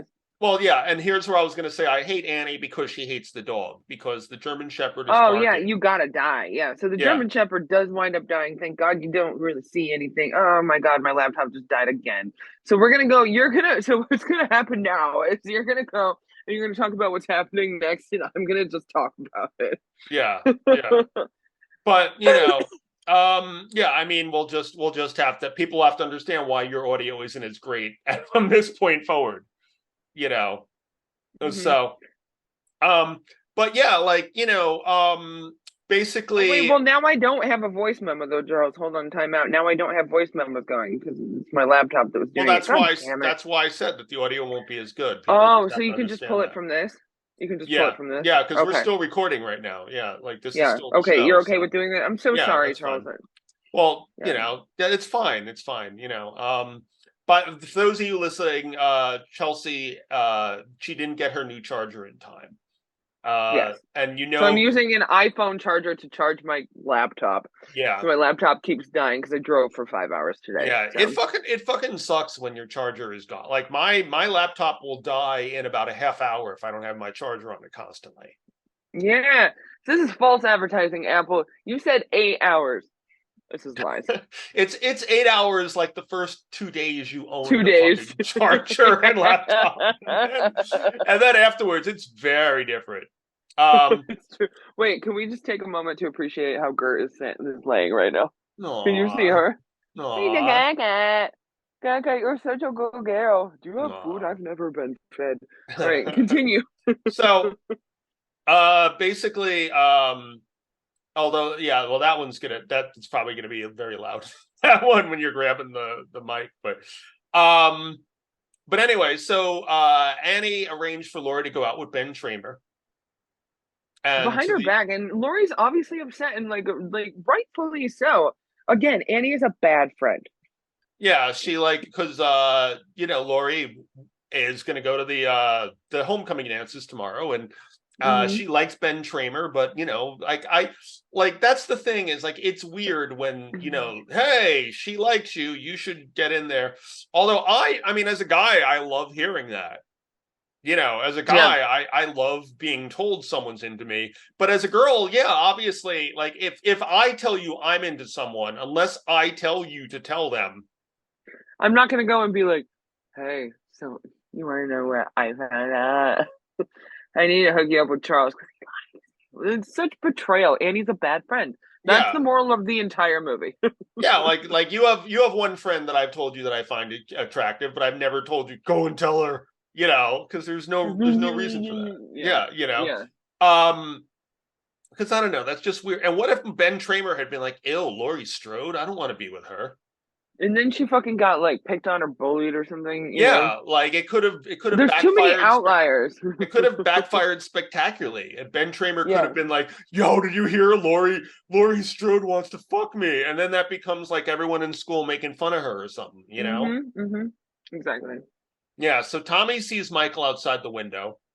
While Laurie The is not, boogeyman. yeah, Laurie is understandably not happy. Yes. Yeah. And basically is like doing what most parents do. And basically is this when Tommy comes to her as like the boogeyman and she says Yes. no? So he does the job of the babysitter is to do things that are cooler than the parents do while taking care of the child. Where, you know, of course your parents could be like, boogeyman's not real. Laurie, you're 18 years old. I know you're upset, but like at least entertain this kid's terrified imagination right now and be like, oh, well, the boogeyman is real. You did see him. I'm just kidding. You don't go that far, but you know, like Yeah, I you was don't gonna say shut him down. I was gonna say you're sounding like a terrible babysitter now. I am. I gave the kid my phone and I took a nap. Did you ever have a question like that about like the monster under the all the bed time. or yeah? All the time. You know,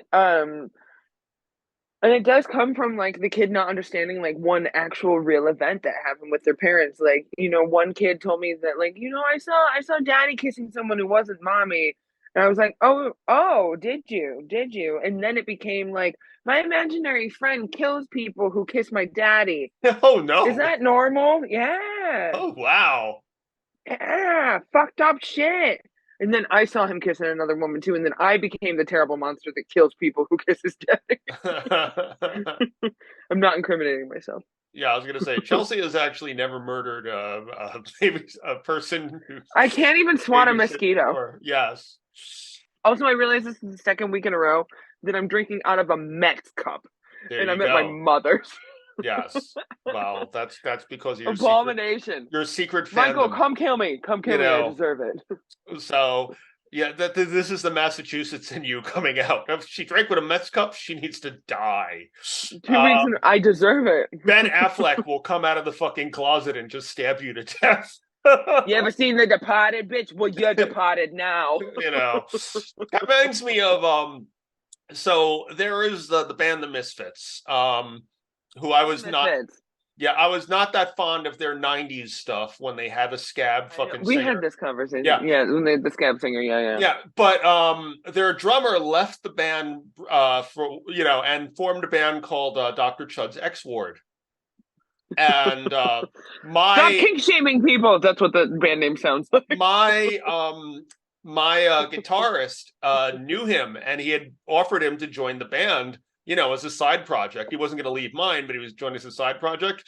He refused to join the band because he was like, no, Charles hates the fucking New Fits, and he will make fun of me endlessly if I join a band with any of them.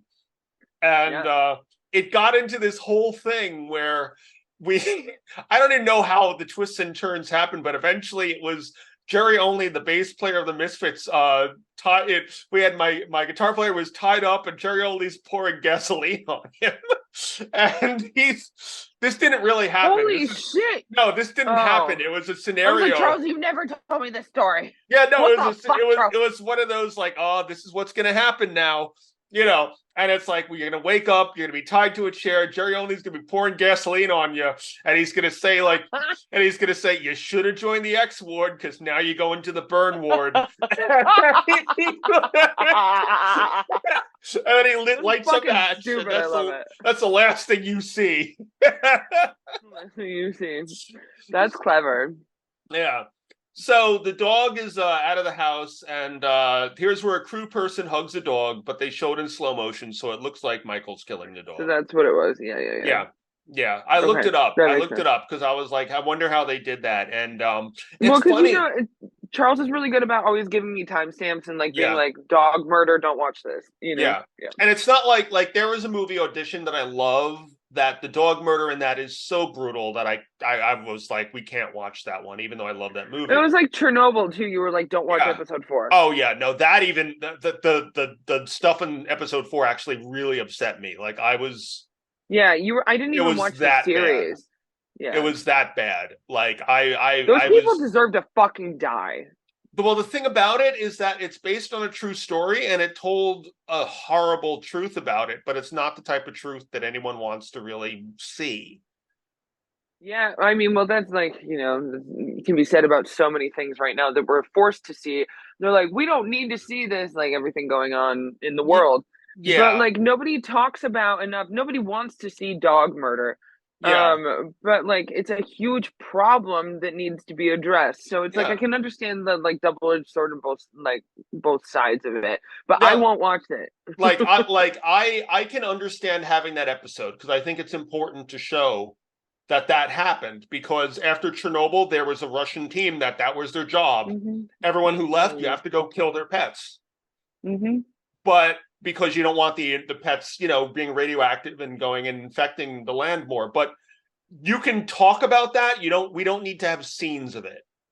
Mm-hmm. And there are scenes of it in that episode. And it's like, I stopped immediately. Like, I didn't even reach episode 3 yet. And you were like, don't watch episode 4. I was like, I'm not going to watch the whole series then. Yeah. Yeah, no, can't deal with it. It's because it really, like, I was super, super, like, just sad. You were depressed for days. Yeah.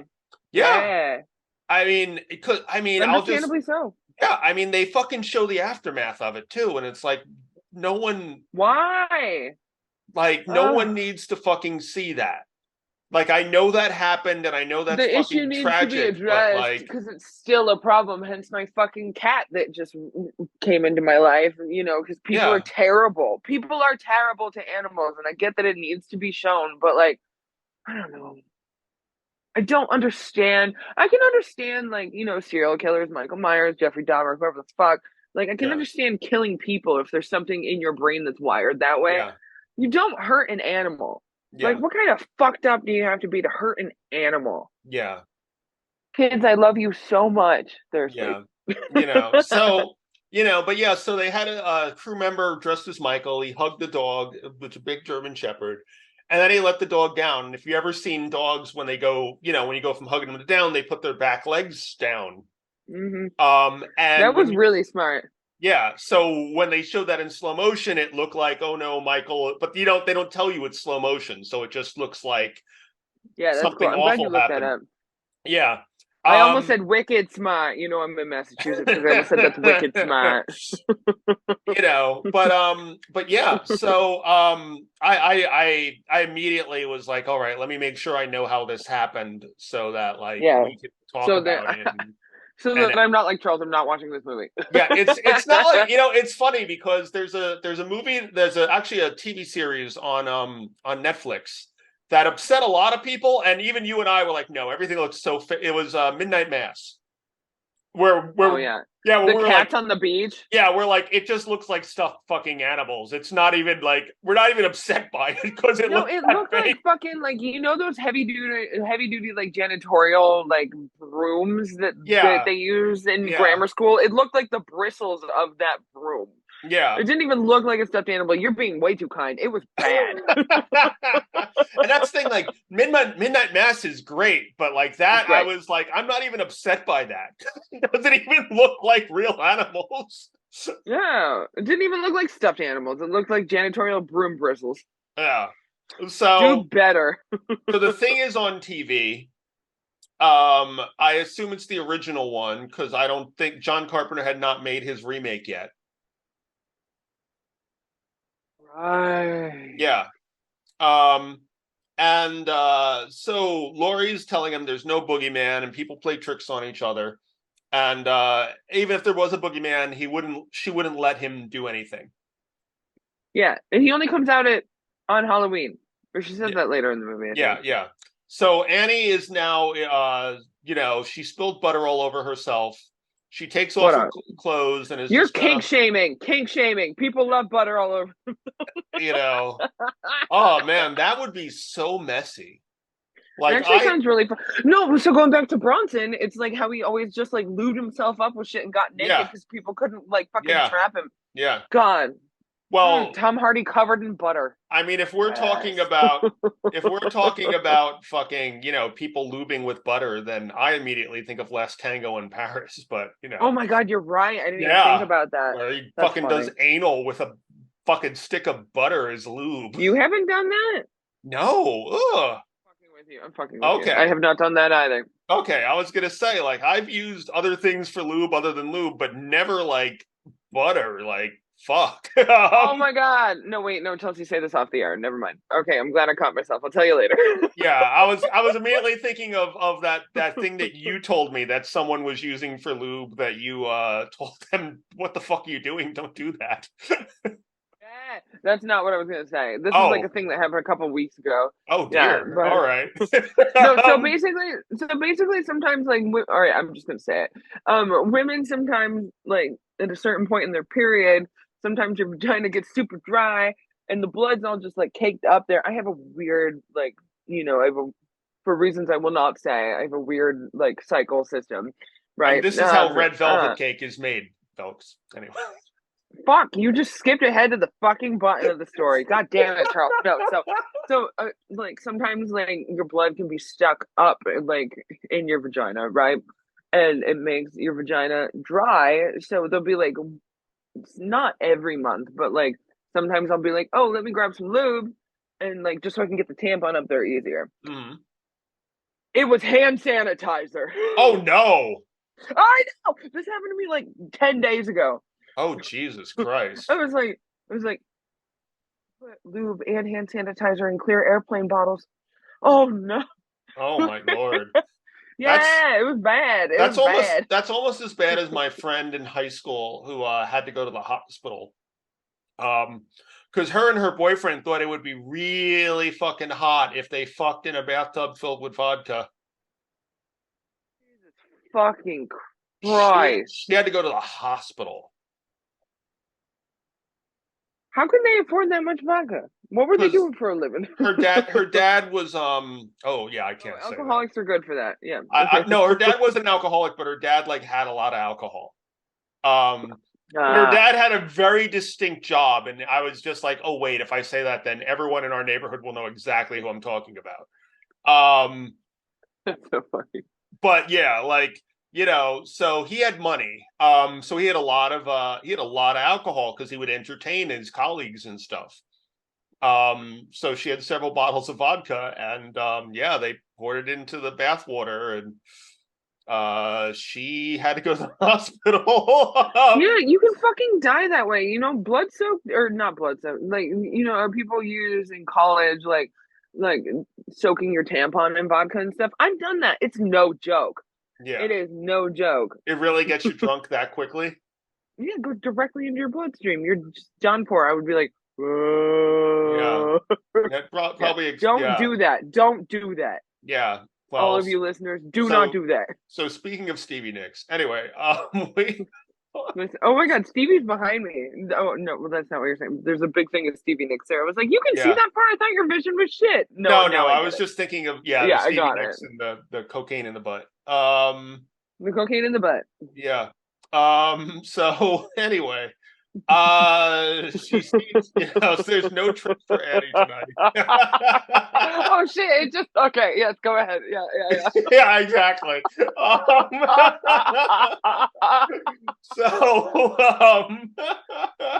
God. Oh man, I love how at least a good 20% of our show are in jokes that we will never explain. You can pay us and we'll explain it. Yeah. Right, John Carpenter. Anyway. Yeah, that's why I said it. Yeah. See? So segue queen. Yeah, so Annie is upset she's not getting laid. I understand why she's not. She Yeah. sucks. Yeah. I mean, in fairness, she was bent over in the window, so you know. Cotton is good for your veg. Quoted by Sharon LeSage. Yes. Sorry, Mom. Yeah. So, Lindsay. Yeah, Lindsay. I've never, ever, ever in my life seen anyone get stuck in a window like that. It's just not. It defies the laws of physics. It just proves that this girl's IQ is not great. Yeah, I've known people got stuck in a window, never in the I'm bending over with my ass in the air position. She did it on purpose. Fucking slut. She just wanted to show off her fucking panties. To a 7-year-old, I guess, or whatever. You know what? Maybe that 7-year-old was actually my mother, and that's why my mother has that underwear. Well, there you go. There you go. So, so she tries getting out the back window while she's doing laundry. By the way, I've never seen that. Even the years I spent in the suburbs, I've never seen someone who had their laundry room in like their garage or some shit like that. You can have like a guest house, but like not having like laundry units in the main house doesn't make any sense. I wrote that down too. I was like, that's fucking weird. Yeah, I've always seen it be someone's basement when it's a suburban house. Yeah. Like my mom's laundry unit's in the basement. Yeah. Oh, so same with my father's house. Yeah. Yeah, it's almost always in the basement. Separate building, like a separate building. It's like imagine, say you don't have the proper covering or like a laundry bag to bring the laundry back and forth between the two buildings. You spend all this time washing and drying your clothes, and a torrential downpour happens as you're bringing the dry laundry back to the other building. That's exactly what I was gonna say. Like when I have a laundry machine. We have a washer here. You do? In the apartment? I haven't been to your new apartment. Yeah, you should come over. I have a backyard, for fuck's sake. I know you do. Kate, you want to go to Uncle Charles's backyard? I am Gert. But what I was gonna say, just don't bring Monkey because there's a lot of fucking stray cats here, and I don't want They're not stray anymore. They're yours. You fed them. I fed one. That's your cat. Yeah. So, but what I was gonna say is and I'm sure you've done this too. If you're stuck out in the fucking rain, I've taken them off and then put them directly into the fucking washing machine. Because otherwise, if you put it in the bag, it's going to get moldy and all this and smell and all this other shit. So having it outside would defeat the entire fucking purpose of that. Yeah, it doesn't make any sense. Yeah. Whoever designed that house, shame on you. Shame. Yeah. So Paul is on the phone. Paul accuses her of being very horny. How can you accuse someone of being horny, especially if it's your like fucking significant other? Like you should just be grateful. Yeah. Yeah, tells Lindsay to put on a coat because Annie's gonna, and I love how she's just like, all right, great, my boyfriend's coming over. Go over the other house, little kid. I'm watching. I know.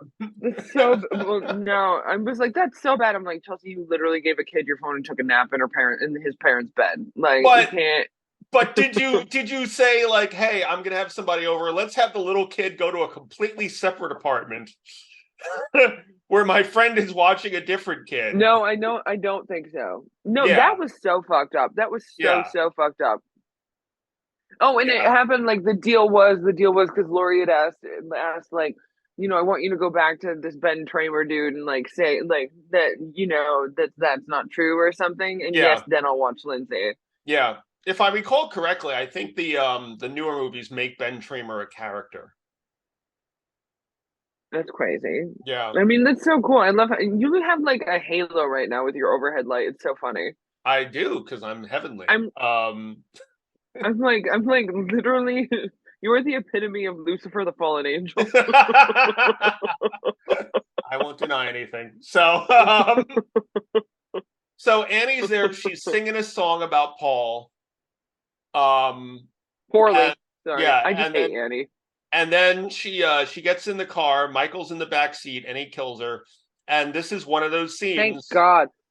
She comes while she dies. She's having way too much fun dying in this scene. Like the actress is it's clearly bad. enjoying herself. And she's like really bad at dying. Yeah.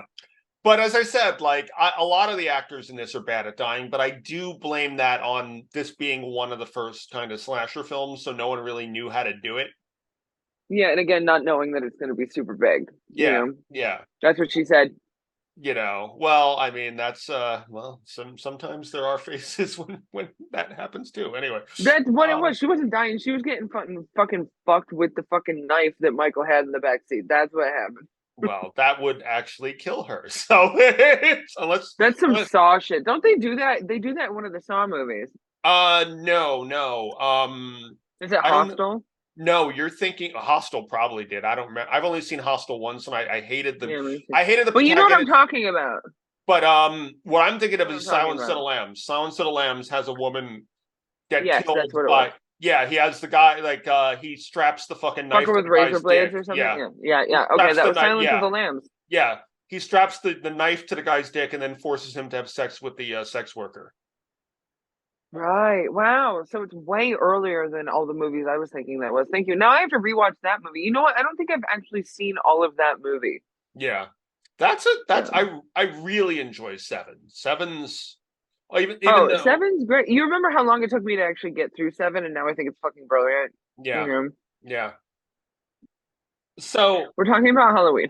Yeah. So I'm trying to figure out what exactly Tommy's costume is supposed to be. Michael Myers. Like, is he a race car driver, an astronaut? Like, what exactly is he? Oh yeah, that's NASCAR. That's NASCAR. Oh, is it? Is it? Okay. Yeah. No, well, I wrote it down, but my computer's dead. Okay.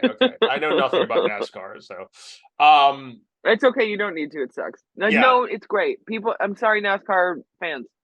I love NASCAR. I'm a New Yorker. I have no love for NASCAR. You're like, I don't have a car license, but I have a steamroller license. Yes.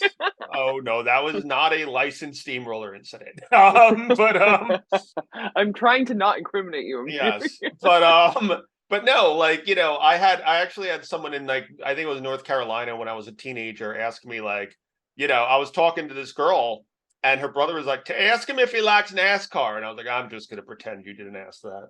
I'm gonna pretend that a steamroller just ran you over. So Tommy sees Michael holding Annie's body. He starts screaming to Boogeyman. Lindsay believes him. Yeah, well, yeah, because little kids are like that, and yeah, because they're smarter than us. One kid starts freaking out, then the other one will freak out as well. Usually, Yeah. I loved that. I love that. Like, I love the Tommy Lindsay camaraderie and the secret, like when you're that young and you have your first crush and you don't want to I love them together. They're great. I wonder. Those kid actors were good.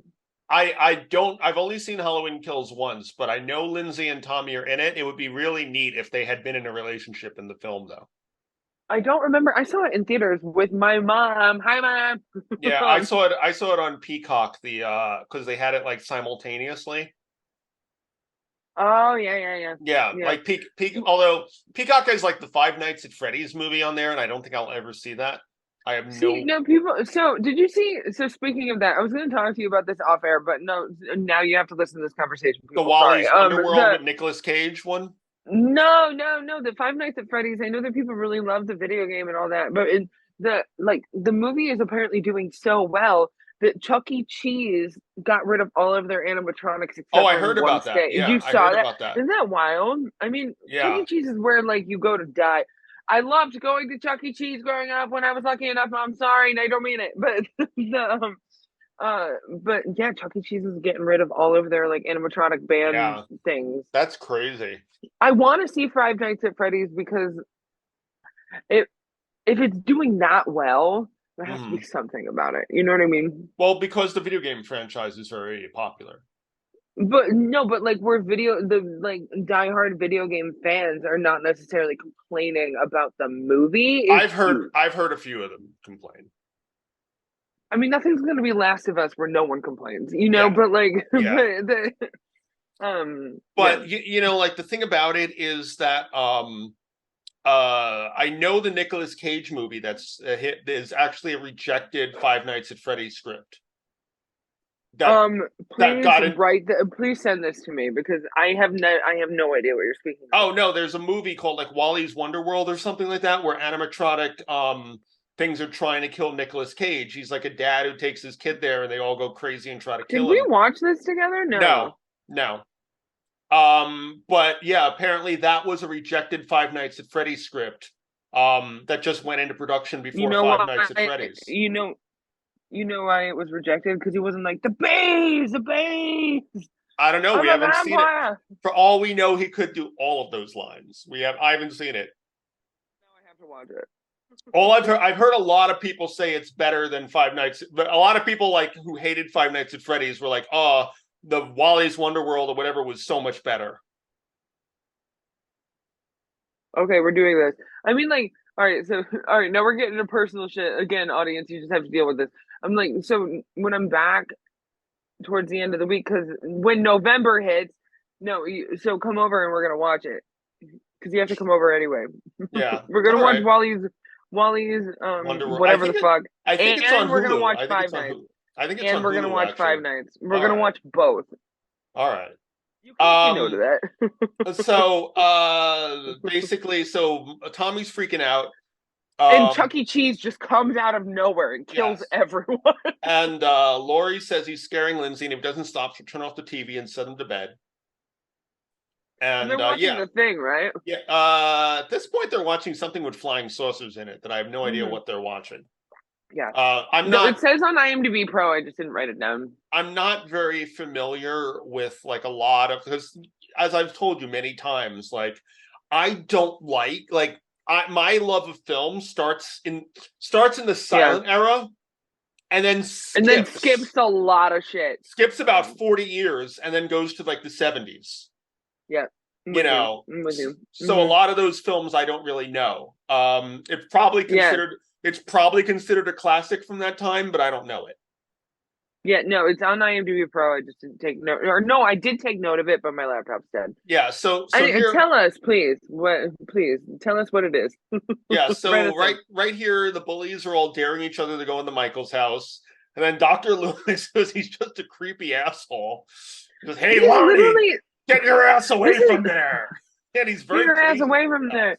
There are so many different instances like that I wrote down about Dr. Loomis, and the stakes are so high, and he's not playing the stakes as high. He's just walking around. He looks like he's about to fucking kidnap one of those fucking kids. If I recall correctly, Donald Pleasance didn't take the role very seriously.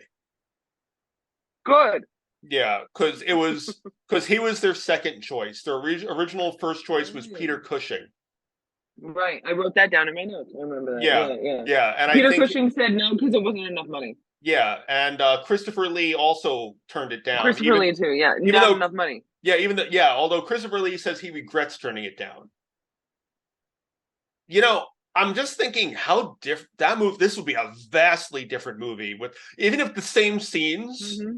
Christopher Lee as Dr. Loomis would be a vastly different movie. Vastly different movie. Because Christopher Lee always brings this gravitas to every...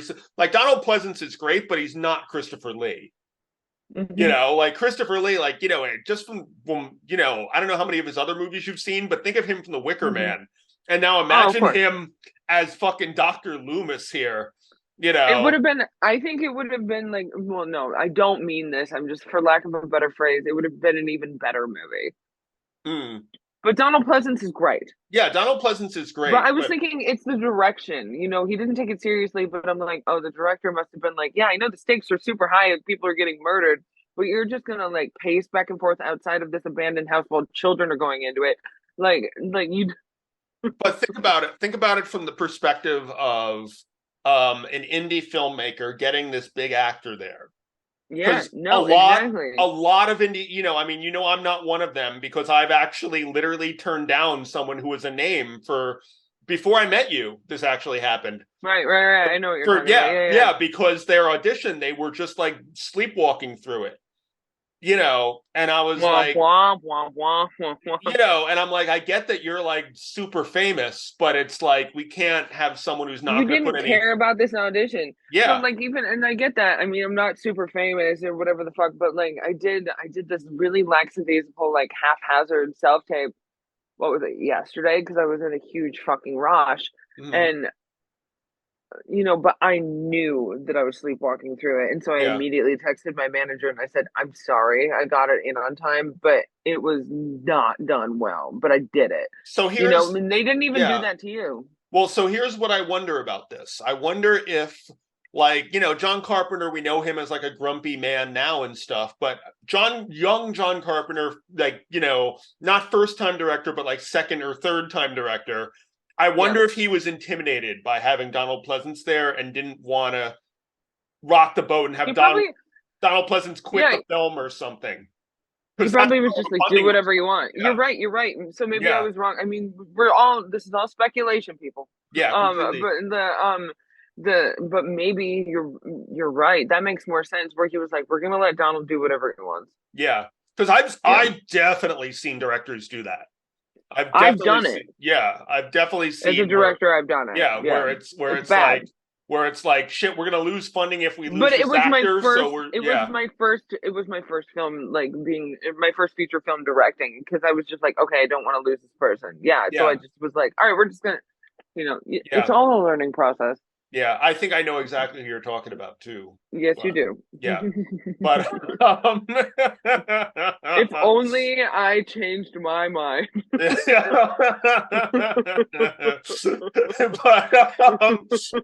I'm so sorry. But yeah, so man, I still want to talk about stuff we can't talk about on the air right now. Bottom line, moral of the story, kids, here is like, your gut is always right. And always speak your truth and speak your mind and don't be intimidated by anyone. Okay. Yes. So I definitely feel that that's probably what happened here, because Donald Pleasance didn't take this role very seriously. And I think there's a great possibility John Carpenter was just too intimidated to be like, hey, Donald, you have to do this. It would have been like, hey, if I piss off Donald Pleasance, he'll leave and then I'll lose all my funding. So, okay, I'll just let him do it. No, exactly. You're right. I mean, we don't know. It's speculation. But it sounds like completely speculation. My computer just turned back on. It's at 2%, but let me find my notes so at least I can not have you lead the whole thing the entire time, so you get a fucking break. Wait, he carries out bitch's body. We're past that. Okay. Yeah. It must have been Annie. It's where Lonnie, get your ass away from there, and then the sheriff taps him on his shoulder and he jumps. I started one section of notes with dry humping. Oh wait, we're not. Oh, did we get to the sex in the bedroom yet? No. Damn it. Okay. We're getting to that. We're getting to that soon. All right, we're almost there. Yeah, so Dr. Loomis, death has come to your little town, and you can either ignore it or help me stop it. And Sheriff agrees to help Loomis, but he says, in case you're right, but if you are right, damn you for letting him go. Yeah, Mutton Chops, I'm not on the right place in the notes yet, but Mutton Chops, Jane was just like, you're wrong, but if you're right, it's your fault. I mean... it kind of would be, I guess, but even if you hang out with sick smoking nurse girl, he fucked up.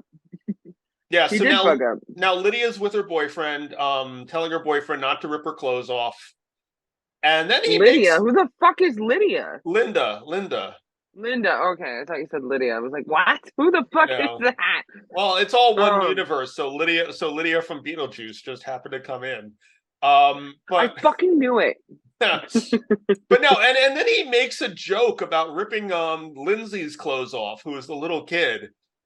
And I was okay. I wrote that down. I was like, did I just hear that correctly? Yes, where he's like, I'll rip your clothes off, and then you rip my clothes off, then I'll rip off Lindsay's clothes. But she piggybacks off of it. She doesn't say no about it. Because that was the sense of humor that fucking teenagers have. But you could imagine someone trying to put that joke in this film.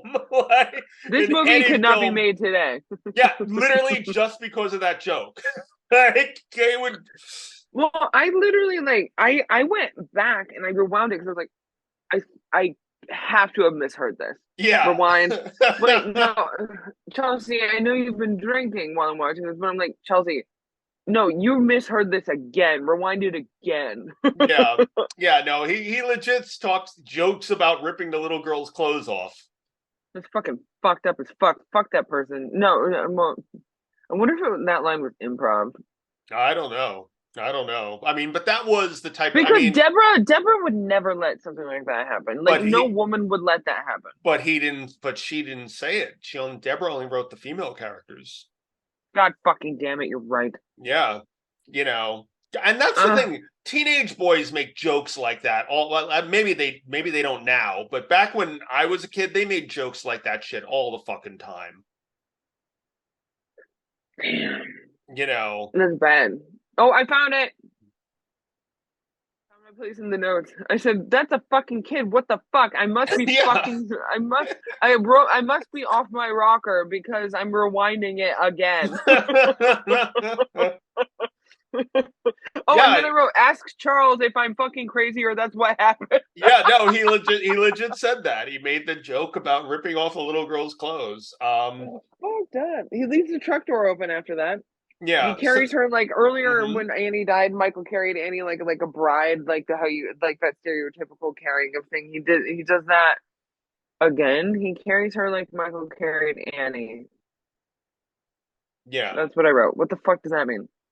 Because he's carrying her over the threshold as they go into the Yes, house to yes, fuck. yes. And it's totally dark in the house. Yeah. Annie They was can't here. they're looking for Annie, they can't find her. Annie took Lindsay out for something. Yeah, Um, so they're looking for a note, they can't find one, so they're like, fuck it, let's they just make start out in the couch. boning on the couch. Yeah. Yeah, not looking. They're not. They're done looking for the note. I wrote they're horrible actors. Um. I didn't think that their acting was that bad. They seem like horny teenagers to me, and I really like PJ Souls. Like, Oh no, I do. I just was yeah, like, I think I was angry at the fact that like this doesn't make any sense. Where I was just like, no, I'd immediately just start. I know this is before cell phones, but I'd be calling like the home phone or like the landline of her parents if she's not there at the house she's supposed to be at watching a child. yeah. I would be more that to me. That would be the biggest thing where I'm like, hey, she's not here. Do you think we should go inside? I would like wait on the porch or something, or like or maybe in the backyard actually, so we don't get caught. But No, we're gonna go make out in the living room. No, let's fuck in this bed. yeah, Yeah. yeah. What the So fuck? Linda Go calls ahead. Lori, wondering where Anne is, and they say Lindsay's gone for the night, so time to fuck. So they made that up. Lindsay's gone for the night. They had no way of getting that information. They just said it. No, they called Lori to wonder where Anne was. And then Oh, I must have missed that because I was still focused on the fact that I thought I was fucking off my trolley because I was like, yeah. they were talking about taking the kids' clothes off. Yeah, no, because Lori tells her, "No, I've got Lindsay for the night." Yeah, I missed that because I was probably fuming still in my head. Yeah. You Yeah, know. so Linda and her dude are going at it, and then the phone starts ringing, but they can't answer it because what if it's the Oh wait, Wallaces? this is what I wanted to say. This is what I wanted to say. Sure. Um, it's like I mean, it was a different time, of course, but if you go and you watch that sex scene, the dude is literally just dry humping her leg, which is something we all did at one point in our sexual like awakenings. I'm not saying everyone in the world, but it's a fairly common thing. But you think like that they'd know to just like not fuck her leg where it's so obvious on camera, you Yeah. know? But and that really bothered. I mean, they're supposed to be having sex, so I mean that's just weird placement, but like, No, I was just like, well, nowadays, like we know better, yeah, like and like filmmakers like how to film a sex scene where it doesn't look like yeah, someone's just dry humping their leg. yeah. Yeah. I mean, 70s movies kind of always had that, like, I mean, hell, actually, no, we still see it today. Remember fucking Veronica with the blowjob where the guy's zipper's fucking closed, like, Well, that movie is a cinematic masterpiece, and But I you have know what no idea what you you're know what talking I'm about. saying. You know what I'm I saying is do. like it I'm still being happens to this facetious, day. Yeah. people. We hate this movie. We hate Veronica. I'm being facetious. Yeah. Yeah. So we see Michael's shadow. They put the phone off the hook, and He came quick. yeah, he came so fucking quick. So quick.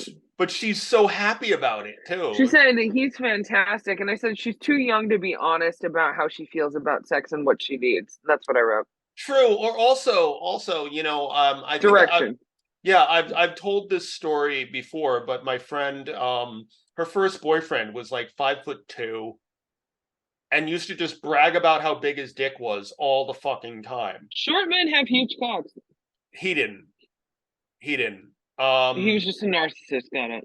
Yeah, she said he had like a 5-inch dick or whatever. Hard. Mm-hmm. You know. Yeah.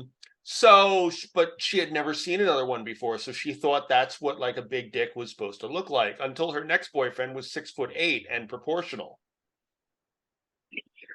And she was like, "That's not going in me." Well, she was literally, she's like, it's literally twice the fucking size of like him. Well, yeah, you don't know. You don't know. Yeah.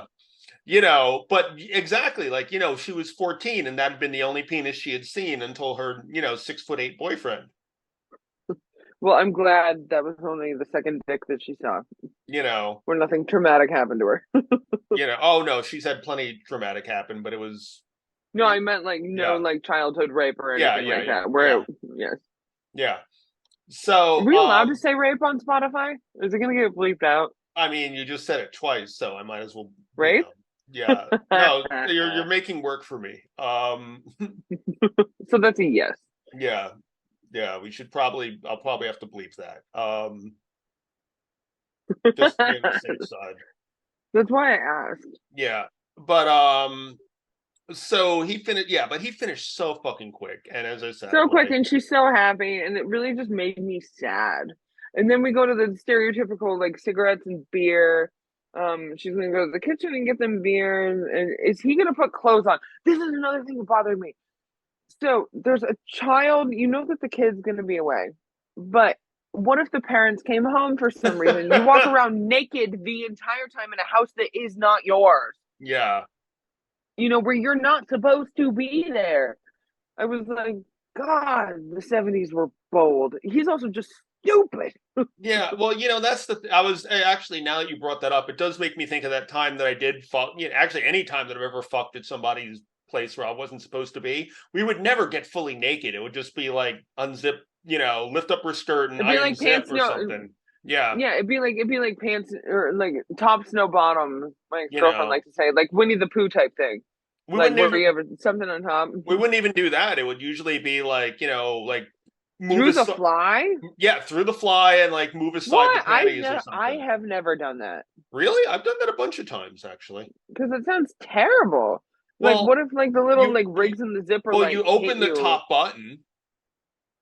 You open the top button, so it's open. But it's. Oh, I'm thinking. Okay, I'm thinking. Oh no, I'm not sticking. Unzip the zipper. I am not sticking my erect penis through a fucking zipper. I was like, Charles, you're fucking nuts. What the fuck? No. Like you just, I get it now. I get it. Yeah. Okay, so yes, I have done that. I'm glad we clarified this. This is clearly very important. Yeah, but yeah, like you don't even have to pull the pants down. You just open up the zipper and go for it. The button and then the zipper. Yeah. I was just thinking about just the zipper. I took it way too literally. No, what's funny is that like apparently like I know people who've told me that they pee that way, but excuse me, that sounds like you're fucking playing a dangerous game, my friend. That's too much work. Too. I'm like even with like long johns or something like that. Even with long johns. I'm like you're skipping you still one have step. To like take your dick through that. Yeah, it's like you're skipping. You're putting too much work into it. Just pull it down. Yeah. Well, I don't pull. Pull it down. When I pee, I just open the zip. I just open the fly in the zipper. That's all. Yeah, but that's like pulling it down. Or like that makes sense. I know people who just prefer to still use the little like penis holes in like boxers and like long johns and stuff, and I'm like, no, That's just too much time. I know people I know women who've used the trap door on like long johns when they had to pee. Oh, well, I've done that, but it's not my long johns. I was like, oh wait, this is a quick way. And wait, how do men? No, why are they doing this? Just pull your fucking pants down. So Michael goes down. Michael kills the dude when he's going for a beer. He lifts him up by the neck and he stabs him so hard that he's pinned to the wall. However, the knife is only barely sticking out of him, which was I know. One thing where I was like, that knife wouldn't even have gone all the way through his back with how little it's sticking out. Yep. You know, it should have just been like the fucking handle showing at the most, you know. Oh, Charles, guess what? Chicken butt. Guess what? Even though the fucking computer died, the voice memo's still going. Oh, cool. I mean, it could just be the void, but yeah. Well, we'll see. There's a lot of void on our show. We are the void. Yes. Well, we are. I am the abyss that stares back at I saw an old Facebook post like that where there was a little kid who said that to me. Yeah, there was a little kid who tried to fucking glare at me on like the subway, and I don't know what his problem was, but he was just glaring at everybody. And so he decided to glare at me, and that's not a good idea. And I wrote, it's never a good idea. Yeah, the post I made was, it's a shame that the abyss had to glare back at one so young. That's so clever. You know what you should do? You should I feel like that should be the log line for like something in future. Maybe, who knows? But that makes it sound like it's a brilliant line. I have to cast a little. Most of my lines are brilliant. It's why I'm a writer. A good writer, I guess. Yes. You know, you are a brilliant writer. I'll give you that. That's still like you know exactly who I'm talking about. But it was yes, I do. The one actress who told some joke that was unfunny, and I made the line of like, "Oh my god, no wonder I write your dialogue." That could have, yes. Yeah, you know who I'm talking about. Yes, 1,000 times, yes. 5 Nights at Freddy's, yes. Yeah. So, anyway, Harvey Weinstein even knows who you're talking about. I'm just kidding. That's not true. Yeah. So, Lori is not Lori. Linda. Yes. My phone is also about to die, so if we have time for another break, we should do it. All right, then let's take one more break, and then we'll finish up. Whereas bottom line, kids, is that you shouldn't go to Massachusetts and not charge your shit before. Yeah. Yeah, a lesson has been learned. This is how horror movies start, Chelsea. My life is a horror movie. You know, I have the best life in the world. This is exactly how it would be like, you know, oh my god, we have to call the I didn't bring my charger, and now there's the fucking masked killer person after you. That's how this shit happens. I am the masked killer and also the first victim. So there you go. That's it's a very masturbatory script. You're just stabbing yourself the whole film. It's the vagina. It's a one-woman play, but it's a slasher film. Wait, hold on. Take note of that. Write that down. We're doing that. You're writing it, and I'm doing it. I kid you not. Wait, no, write that down right fucking now. That's really smart. Anyway, people, we're gonna go to commercial now. And because my phone's gonna die. Yeah, we'll see you in a little bit. In the void. All right. Bye.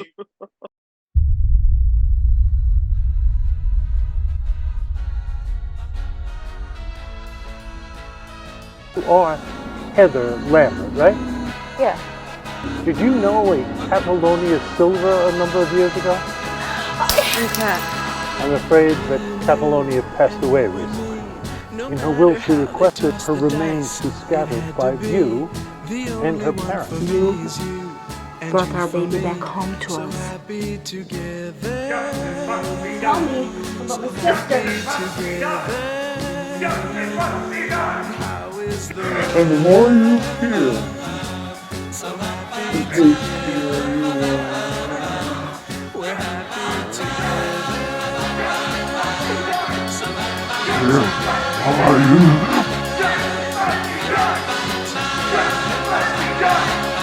the one who started it.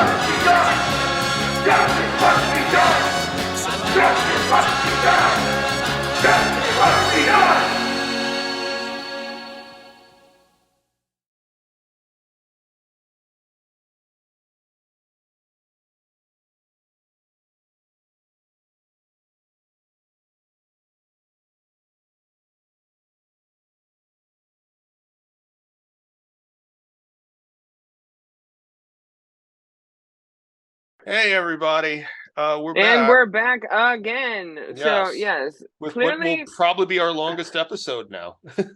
Well, no, I was thinking that I was talking to my mom about that because, of course, my phone died. But really, we just wanted you to hear from us, the void. Yeah, no, I was talking to my mom, and she was like, "This is the longest episode you've ever done." Yeah, it might I was be. like, "It might be."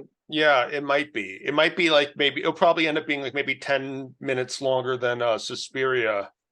Oh Possibly. shit! Well, damn. Yeah. All right, so we're finishing this because I want to be able to like say goodnight to my mother too before bed. So they're so sweet. They wait up for me. Yes, where were we? Yeah, so we left off.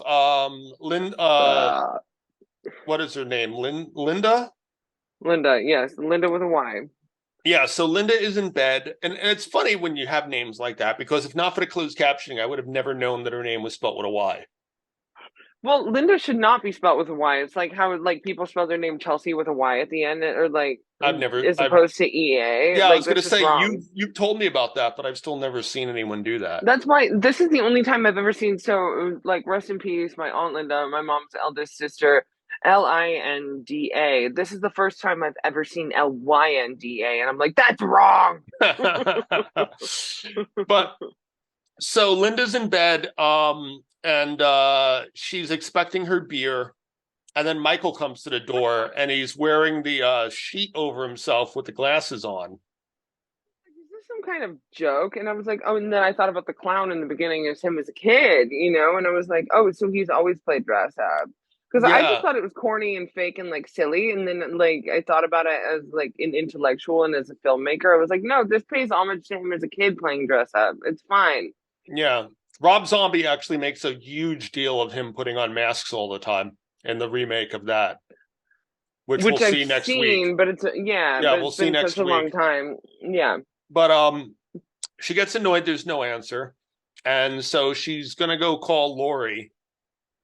And that's when Michael starts strangling her, and it as well he should have with the phone cord on the landline, right? That's that girl. Yeah, and this definitely sounds like she's having sex, like the fucking moans. Every female's death in this movie sounds like she's having a porn fake orgasm. I said it.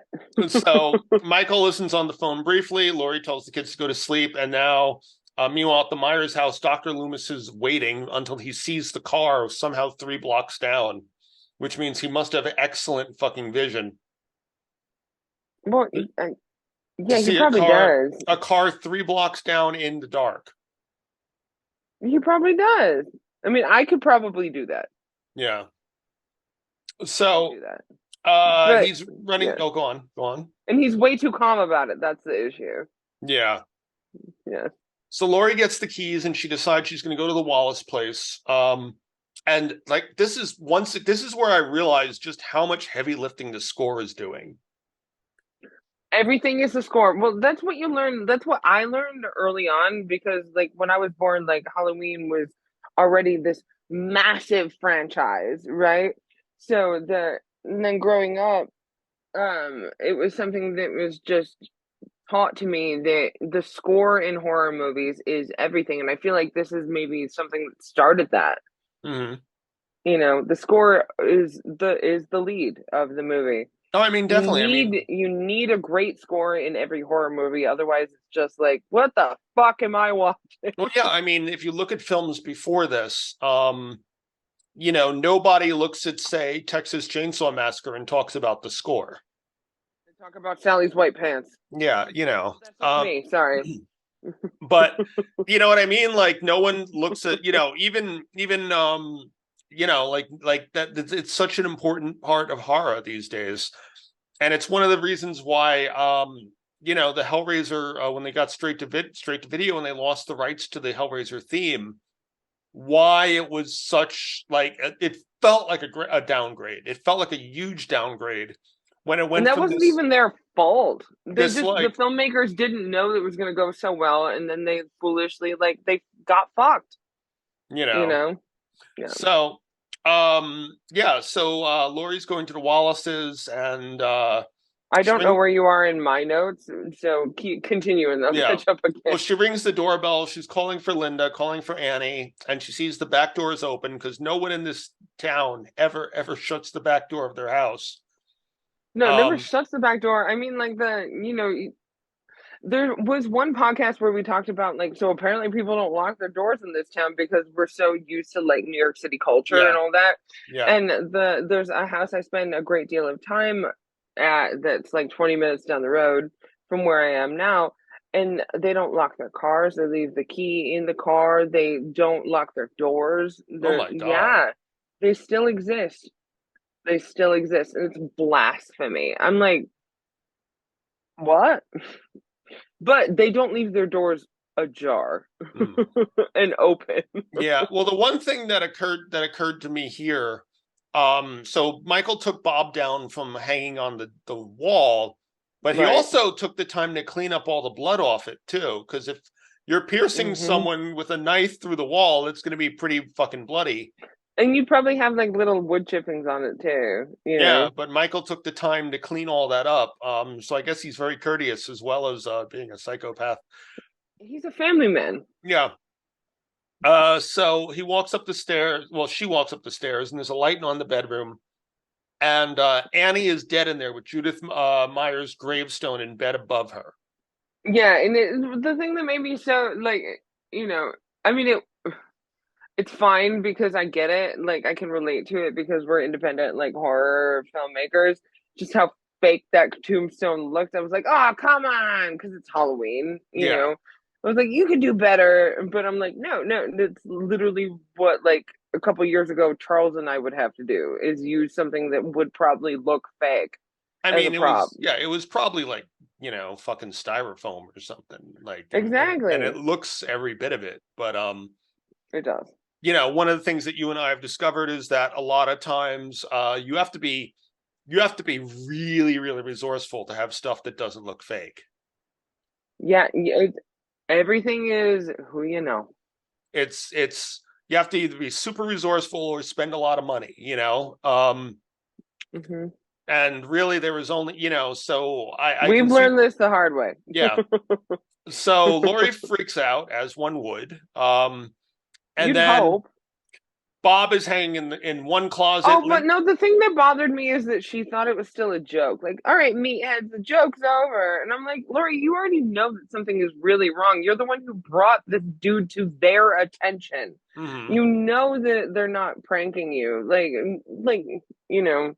I would have just maybe had her not think it was a joke based on who the character has been before in this movie and how they treated her. The problem with that, though, is that if she doesn't think it's a joke, then she'd be stupid to go inside.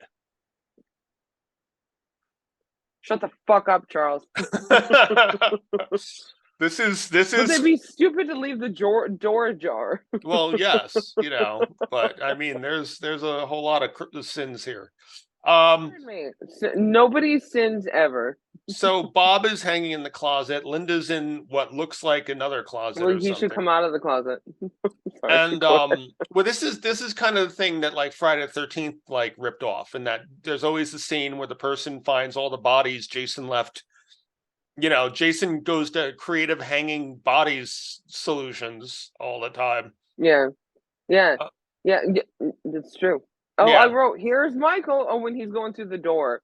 I'm like, here's Michael. And I'm like, is that where the Shining stole it from? No, but The Shining came out beforehand. Way before. So they were paying homage to the Shining in a way.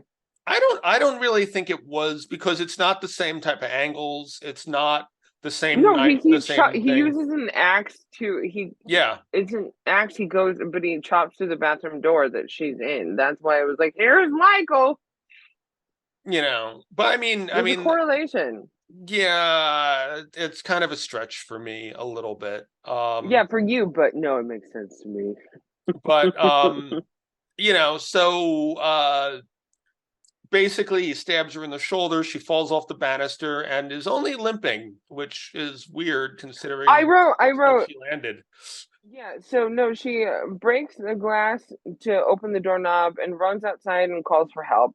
And she falls. And this is the other thing that bothered me too. Little nitpicky thing. I wrote, it's like the director thought it'd be a good idea for one more for safety.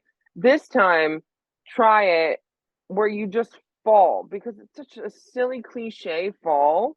And it doesn't make any sense because she didn't trip over anything. You know what I mean? And we don't see her foot getting injured. She's stabbed in the shoulder and she's limping, So it's like Jamie did the best she could is to make that fall work. Like it was thrown at her last minute. Well, you have to understand that it's a cliche because of a million movies that saw Halloween do it. We saw before, yeah. You know what I mean? Because now it's the point where I purposely try to avoid this sort of shit because it's in so many horror movies, but Halloween was the first one to actually do it, and then well, that makes sense, but let go of the cliche part of it. Let go of the cliche part of it. It's like Jamie Lee Curtis, like Carpenter was like, all right, one more for safety, but this time can you just fall? And she's just like, but I'm not tripping over anything. He's like, can you just try it in this one take? And that's what made it. And she did her best to fucking make it work, but it didn't make any sense. But to me, the thing about it, the reason why I brought up other films is because it's like, okay, it happens here. It doesn't really make any sense, but other films saw it and was like, oh, that's a great way to increase tension that makes or sense, something, and which doesn't make any sense. And so many movies have now ripped it off that it's become like the horror cliche of like, oh no, she's going to trip over nothing while being chased by the killer. Well, no, I think the Texas Chainsaw Massacre did that first. Maybe. Right? I don't know. I'm pretty sure. Well, that came out first. Sally falls in the woods over nothing. There's a lot of debris in Sally's Way, in fairness. I'm not a huge fan of that movie, but there's so much shit in Sally's Way. No, but there's a shot where she falls and she's falling over nothing. Yeah. So it's like Carpenter was like, oh, let's think about Chainsaw. Let's think about, all right, so for safety, just do it this one time this way. And Jamie's just like, well, that doesn't make any sense. I'm tripping over nothing. But she made it work because she's a good actor. You just brought up an interesting question that I wonder now. Because we're thinking from the perspective of people who grew up with, I grew up with like VHS and DVDs and same all this sort, and now streaming. They didn't have that in 1978. So now I'm wondering, do you think John Carpenter had even seen Texas Chainsaw Massacre? I'm sure he had heard of it. But there's a good chance he had never seen it in 1978. Because everything was just, you see things in cinema. There was no... Yeah, you're right. Yeah, so now I'm wondering if he ever had seen it at the time. Wait, we have to find this out. Let's find it out later.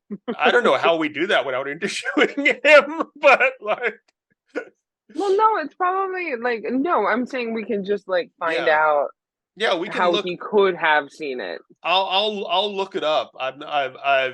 It would really require someone to have asked him this particular question.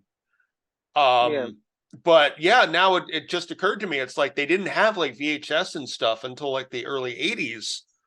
So at the time that he made this, there's an entirely possibility. It's also possible that he did see it and directly took it, but it's also entirely possible that they both independently came up with the idea of just having their heroines trip. Yeah, you're right. Yeah. So we don't know. But it bothers me. Yeah, it's so weird. Knowing. It's so weird to think about that. I grew up with the little first nitpicky things. The first family in the neighborhood to have a VHS. My dad was, the first one to actually. None of my friends had them. I had friends who'd come over so they could watch movies. Up until maybe second grade or so, and then everyone had one. Yeah, but. It's kind of weird to think about that, about not, if you wanted to see a movie, you had to go to a fucking theater at one point. Yeah. And there was no other option. And that's so, crazy when you think about that independent films existed with that going on. Oh, I found your DVD burner, by the way. Anyway, continue. Okay, cool. But yeah, not to imply, by the way, I'm making copies of any films or anything. That's no. It's something he brought up. It's something he brought up like 2 months ago. And yeah. Oh, I know. In my apartment. I know. I totally get it. I'm explaining for the audience. Yeah, exactly. I totally get it, but I'm like, oh shit, with the way she phrased that after, it's not like I'm illegally. I have an operation where I make the videos people get in Chinatown or some shit. So we were working together in my office, and my DVD burner looks exactly like his, and I didn't even know he brought one over. And I was like, no, this is my DVD burner. I don't remember seeing yours, and I found it. Yeah. So just put it aside so we can get it. I did. It's in your shit. All right, cool. On the floor, obviously, because we're not king shaming anyway. So. That was brilliant. Well, that was very witty. Yes. Well, it's why I'm spending too much time with British people. I'm like, that's very witty. How clever. It's why they should pay me the big bucks, but don't. So anyway. Hey, we're getting there. Yeah. So, but anyway, they did this Sally thing, from Texas Chainsaw Massacre comes in and helps Lori out. Well, then she wouldn't. I don't know. She does it because she's like, I've been running for a long time because I don't understand how my pants aren't dirty. Am I hallucinating? Continue. So, I do love that when Lori comes to the door and is banging on it, Tommy is taking his sweet fucking time to get to the door, even though his babysitter is the worst banging on it. Tommy, it's me! And he's just like, no, I wrote that down. What the fuck? All right. Exactly what he said. He was like, okay. Well, my babysitter might get murdered by the boogeyman. So that means also, going back to like how babysitters actually are, that means... Okay, so let's think about it this way. He's being so lackadaisical. I mean, he just woke up from sleep and he hears her screaming from outside of the house. It means that even then, maybe babysitters were not great and she's done this before. I wouldn't think Lori would do it. Lori seems too repressed to have done that. Tommy seems like, this is the second or third time this has happened. I can totally imagine fucking Annie or Linda doing it. And my laptop died again. Yeah. So, she's in the house now. She gets a knitting needle and she stabs Michael in the throat when he pops up from behind the couch. After Michael has cut the phone line, which he did really quickly. He did. This man should have been the first fucking winner of American Ninja Warrior. Yeah, it's kind of funny, like, how movie killers are either super slow but get then able to teleport. Pretty much. Yeah. And again, as you just talked about too, that like you have to pay attention to the fact that this movie was so defining of the entire genre that we still exist in, you know? So I'm just like, this doesn't make sense. And it's because like, it didn't make sense because they had $300,000 to put on this movie and didn't know it was going to be a huge fucking thing that started the entire genre. Yeah. Well, what's funny is the Friday the 13th video game literally lets you teleport Jason, which I find hilarious. It's done in a way so that only the person playing as Jason sees it. If you're playing the game, it just looks like Jason will now appear in front of you, but you're actually going to a literal teleportation menu when that happens. Damn. Yeah. Wait, you talking? Is that Freddy? No, teleportation is Freddy. No. Well, Freddy can just go through dreams, so okay, that's what I was thinking of. Yeah, but like, I'm saying in the Friday the 13th video game, when you're Jason, it allows you to literally teleport, so you can be in front of. So you get the movie but experience. Jason can't teleport. Oh, I get it now. Yeah. Oh, that's fucking clever as shit. Yeah, because Jason, that's fucking hilarious. When the people see him, he was walking very slowly towards them. But like, how the fuck did you get there? Yeah, but you can do a thing in the menu so that he'll suddenly be like in front of them. That's fucking hilarious. Yeah. Sorry, that took me a minute. Yeah. So, that's really funny. So Laurie also, because this is one of the first slashers, doesn't know to finish the job after fucking stabbing him with the knitting needle. She's so relaxed. She's like, I mean, she's in shock. So no, not relaxed, but she's just like, okay, so now I'm going to do all these things and not look back and double check that he's dead. Yeah, I was going to say, if you're talking about relaxed, you might be mistaking her with Dr. Loomis, who was just casually strolling down the street here. No, that's what I was saying. He's just like, the stakes are so high. Like, I know this man is in there. My patient of 15 years, who's the worst fucking creature in the world, to the point where I don't call him a him, I call him an it. Like, and he's just in this house, and I know where he is. And I'm just going to pace slowly up and down and be like, and not knowing that other people are in there and not do anything about it. And, you know, he's so calm about it until he talks to Mutton Chop Detective afterwards, and it's just like, you have no idea how important or how high the stakes are in this situation. Like, where was that attitude when it was needed? You could have saved countless lives. This is your fault. Yeah. Yeah, you know, it's kind of an inconsistent thing, because like I said, Donald Pleasance is a great actor, but I think he really probably didn't care very much about this role, so he didn't put his all into scenes where he's not, because when he's talking, he's great, but when he's not talking, he's just like But no, what I'm saying is that also when he's been talking, when he's talked like very urgently. There's gravitas to what he's saying, but his actions when he's not talking are just, I'm going to casually walk down the street. He's, oh my God, he's the antithesis of Hamlet. And you know exactly what I'm about to say. I know this, where Hamlet spends all 5 acts being like, talking and being like, I'm going to do this, I'm going to do that. And by the time he acts, it's too late. He wants it dead. So Dr. Loomis does the exact opposite, where he doesn't act, and then talks, and it's killed other people. But you know who it hasn't killed is the boogeyman, because Tommy says you can't kill the boogeyman. So, and right at that moment, just listen to Tommy. Yeah, right at that moment. Well, that's why they made a whole, the Who had a whole play about him. So, at this point, Tommy Michael, Boy, I love that song. Yeah, Michael is now up and right behind her. She goes in a closet, wraps something around the door. I don't know if it's a scarf or a bra. Or I don't know. He can't open it. Shot. Yeah, Laurie is just terrified in this scene as Michael starts breaking the door. He's flicking on the light, and she grabs a hanger, fashions it into a weapon, and she stabs him in the eye with it, which is, considering how easily hangers bend, that's actually really, like, she had amazing fucking, like, precision. She must have been an archer or something. My cousin was actually an archer back in the 70s, in high school.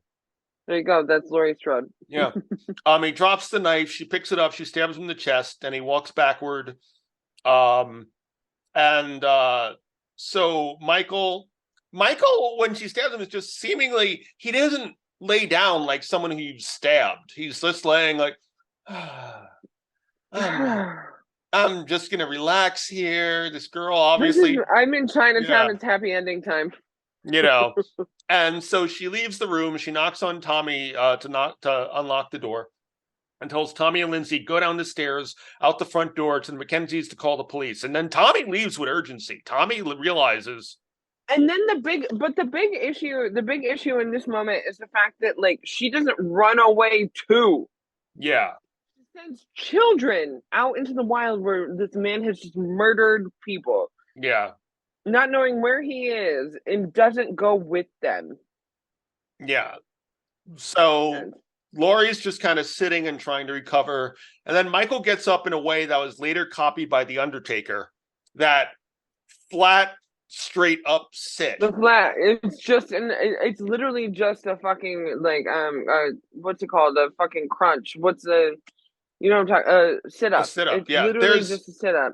There's but actually that became like a huge thing. Yeah, no, there's a video online of Jim Cornette showing the wrestler who played The Undertaker's brother how to do it properly.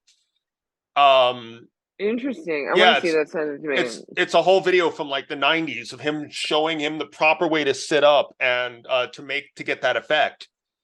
Yeah, and it all came from this. Yeah, because you're not supposed to use your arms to get yourself up. You're just supposed to. No, it's literally just your abdominal muscles bringing you up. Yeah. I mean, that's probably what started the figure 4 and figure 8 too, in a way. You know. I think I'm possibly wrong. I think the figure 4 might have even been started in like the 50s or something. We'll find that out. Yeah. We're talking about wrestling things now, people. Yeah. I mean, the figure 8 Charlotte is the first one to do that. Oh, I didn't know that. Yeah, no one's done the figure 8 before her. Charlotte is the one. I had no idea. So she coined the figure 8. Yeah. Because her dad got famous for doing the figure 4, but her dad also took the gimmick. Oh, wow. That makes sense. Continue. Her dad was famous for using the figure 4, but other people used it too. So that's why I'm wondering.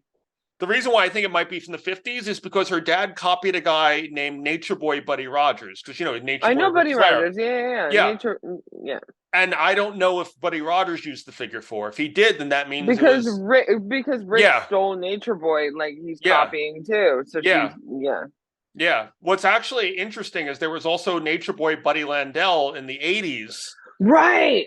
Who was trying to it became a whole thing of him versus Ric Flair. So who was able to be the successor to Buddy Rogers? Who is the Nature Boy? I don't know. I don't even know what the fuck a Nature Boy means. That to me sounds like a nudist. It sounds like a hippie nudist. A lot of acid. Yeah, they did a lot of acid. Yeah, it sounds like a hippie nudist to me. Is what it sounds like. Well, maybe it's like a palindrome to Mother Nature, Nature Boy. Yeah.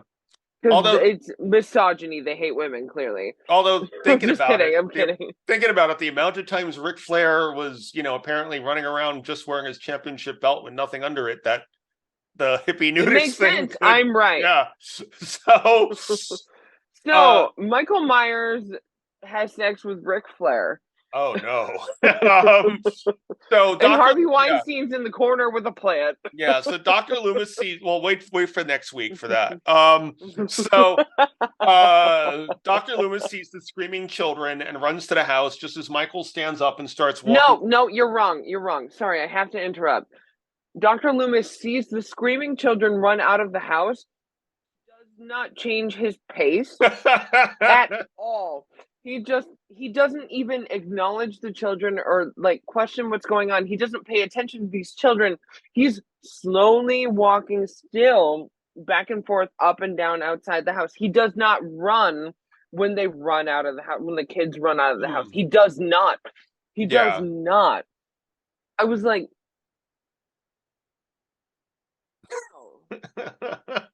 you care more about Michael than you do about these fucking 7-year-olds. What the fuck? You're not even trying to go and be like, what's wrong? And they're screaming. So not run initially. So Laurie and Michael are struggling. She pulls off Michael's mask, and we briefly see his face, where he's just kind of and that's the dude that we knew from that convention. Yeah. That's the only time he was Michael Myers in the initial movie. Yeah. Is Tony. Yeah. Tony. And what's his name? Nick, who was mostly Michael Myers. Until the end. Fun facts. Okay. So Loomis shoots him several times and he falls off the balcony. Loomis is out of bullets. Laurie's traumatized. She asked, was that the boogeyman? And he's like, as a matter of fact, it was.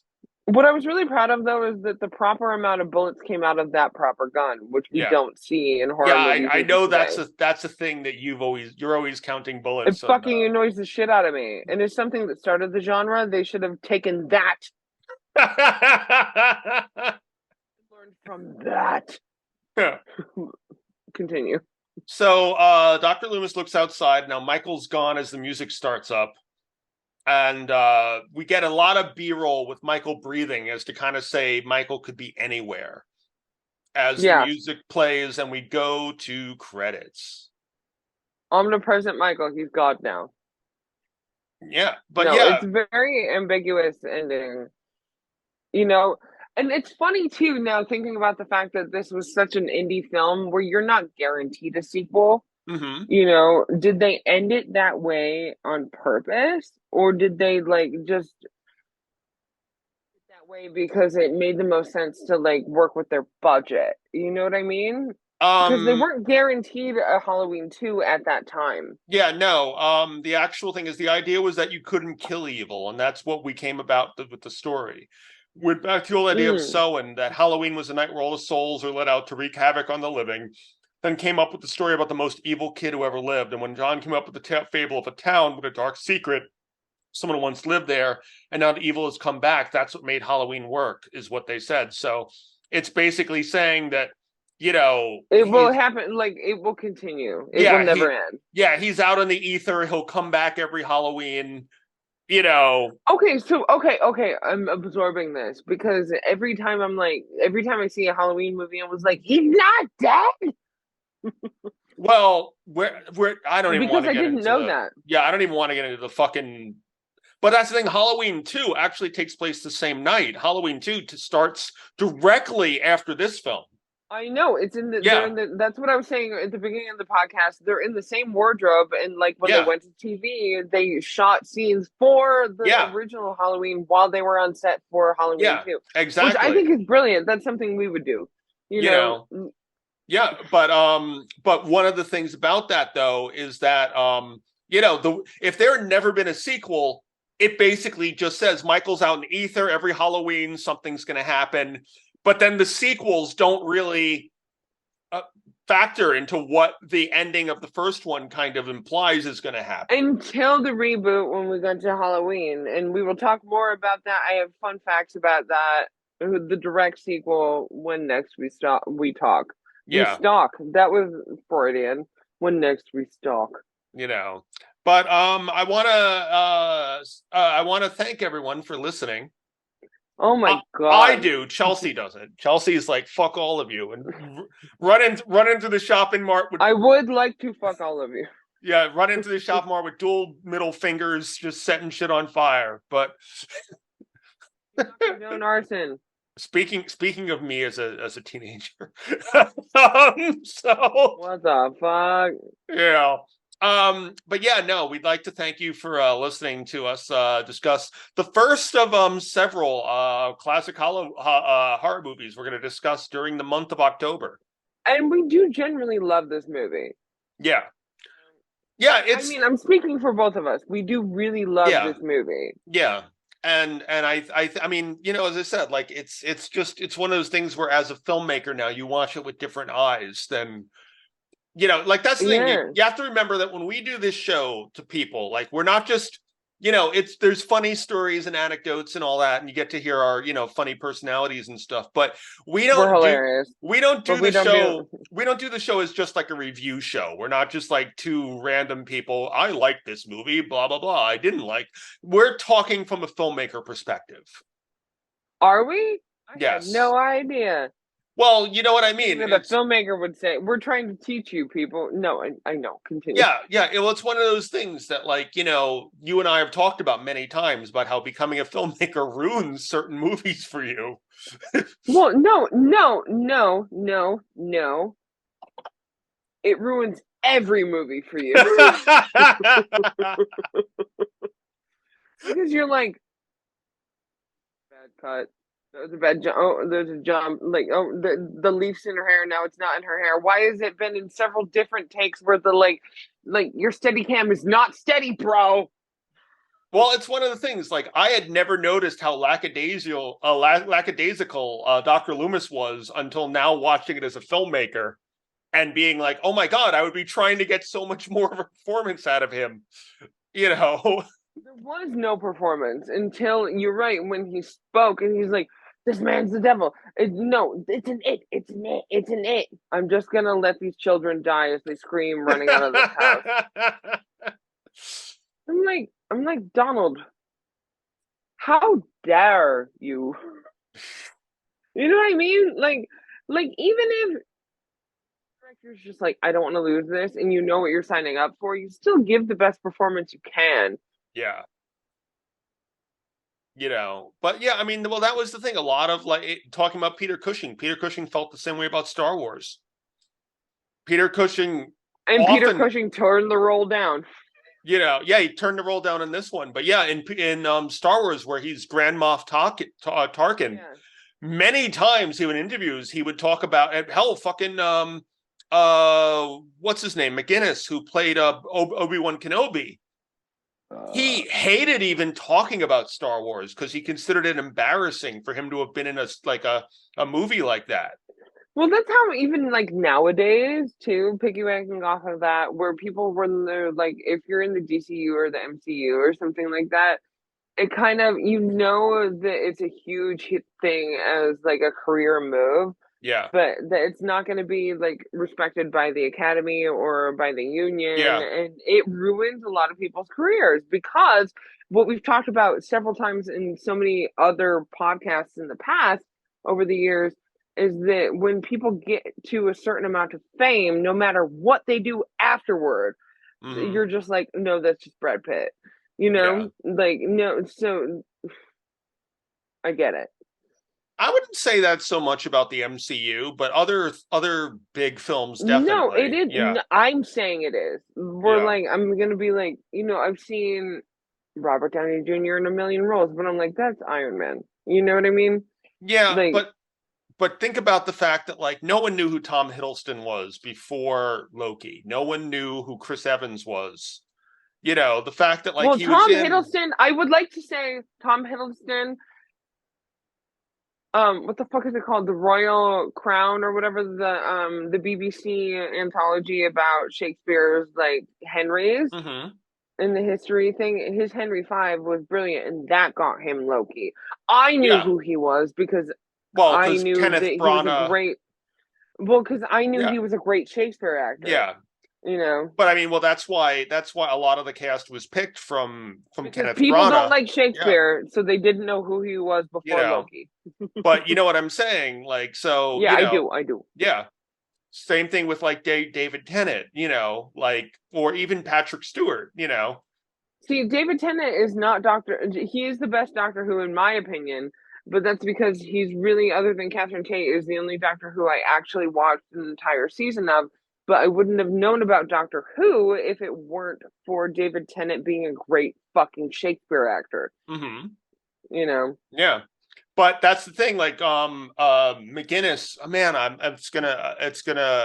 it's really gonna bother me that I don't know his first name here. But he was a Shakespearean actor, but he considered it like low for him to have to do Star Wars or something like that. And I would have thought the same thing at the time. Maybe at the time, but it's wrong. At the time, it would be wrong at the time. Because I'd be kicking myself. Yeah, because that's the thing, is that, like, you look at how he approached it as a Shakespearean actor, and then look how Ray Stevenson brought Shakespeare brought Shakespeare to Star Wars. And I think that, like, if he had approached it from that perspective, he could have done so much better, not only for the film, but also for his own. You know what I mean? You don't have to look at this material you think is below you. You look at it as, how can I bring this material up? Yeah, and it's all about the time. Also, just so you know, so too, Charles, my laptop died again. Yeah. But it's fine. But yeah, like, I think that, you know, that's really how I think, you know, people really should approach, like, these genre things, is try to do the best performance. You do it, I do it, but, you know, there are people we all do it. Yeah, well, that's the thing. There are people who don't, who are just like, oh, I can't believe I'm in this thing. Like, no, make it better. elevate the material. And this is Shakespeare's words. There are no small parts, there are only small actors. Yeah. And so I don't actually know that was Shakespeare who said it, but like but it's true. Yeah.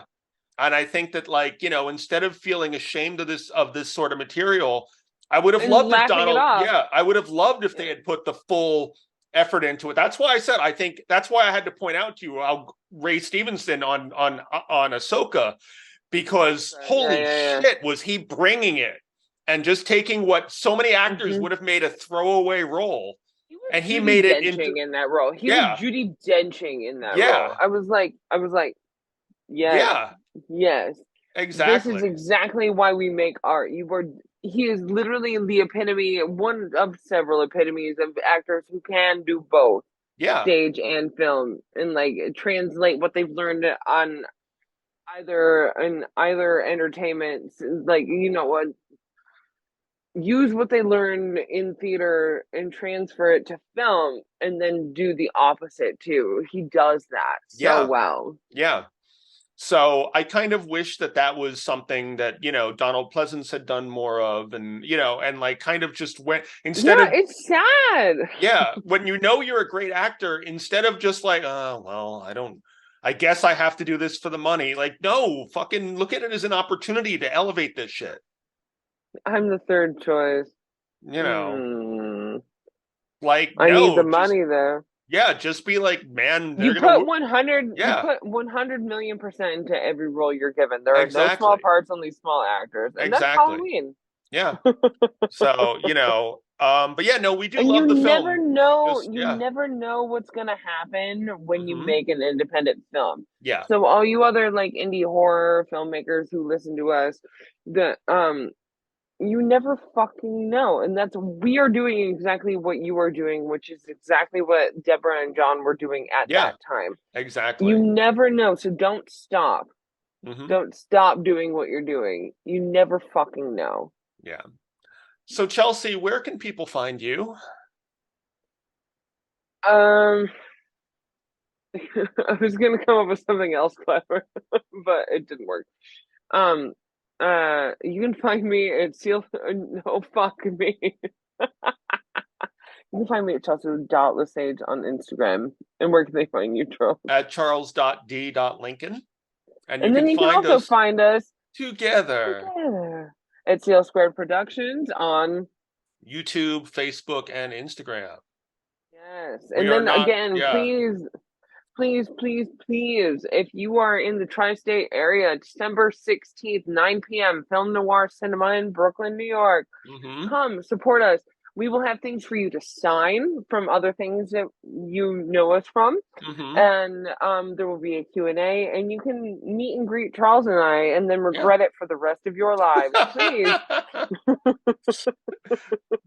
We promise to react with all the urgency of Dr. Loomis. You want me to sign that? Wait, what'd you say? You need my help? Why do you need my help? My entire family's being murdered. You're the only one who can help. Okay. But please, and thank you for listening. We love you. Yeah, and tune in next week where we'll handle Rob Zombie's Halloween. Why do they fucking keep repeating the titles? I don't like that. Like, if it's the same franchise, like, I understand where they're with Disney, where you have the animated things and they're doing the live action remakes and it's called the same title. By the way, before we finish up, I want to just correct myself. Because last week we improperly identified the person from the Snow White remake. Oh, you texted me about that. Rachel Zegler. Yeah, because we said somebody else, and I just don't want people to think that whoever we spoke about is the one saying this and give her shit or whatever. We're saying that the girl who it actually is actually the one who fucking dared to say that. Yeah. So Rachel Zegler is the one who actually basically said she's watched it once and never watched it again. And she was Maria in West Side Story in the film that came out that Spielberg directed that came out a couple of years ago. Yeah, which I've never seen, but it's actually like as someone who has a musical theater degree, who is very skeptical of everything, thanks to Charles. The movie musicals, I'm like, meh, and she was good. Yeah. But now I hate her. Yeah. Well, that's exactly why, because of the reaction, I wanted to make sure we didn't have the wrong name out there, so people don't. Yeah, no, totally. That was right of you to do that. Thank you, Yeah. Charles. But also, Gen Z, do better. Save us. We need you to save us. So we'll wise while you save us. We'll see you next week. We'll see you next week with Rob Zombie's Halloween. Take care, everybody. Bye. Take care. Bye.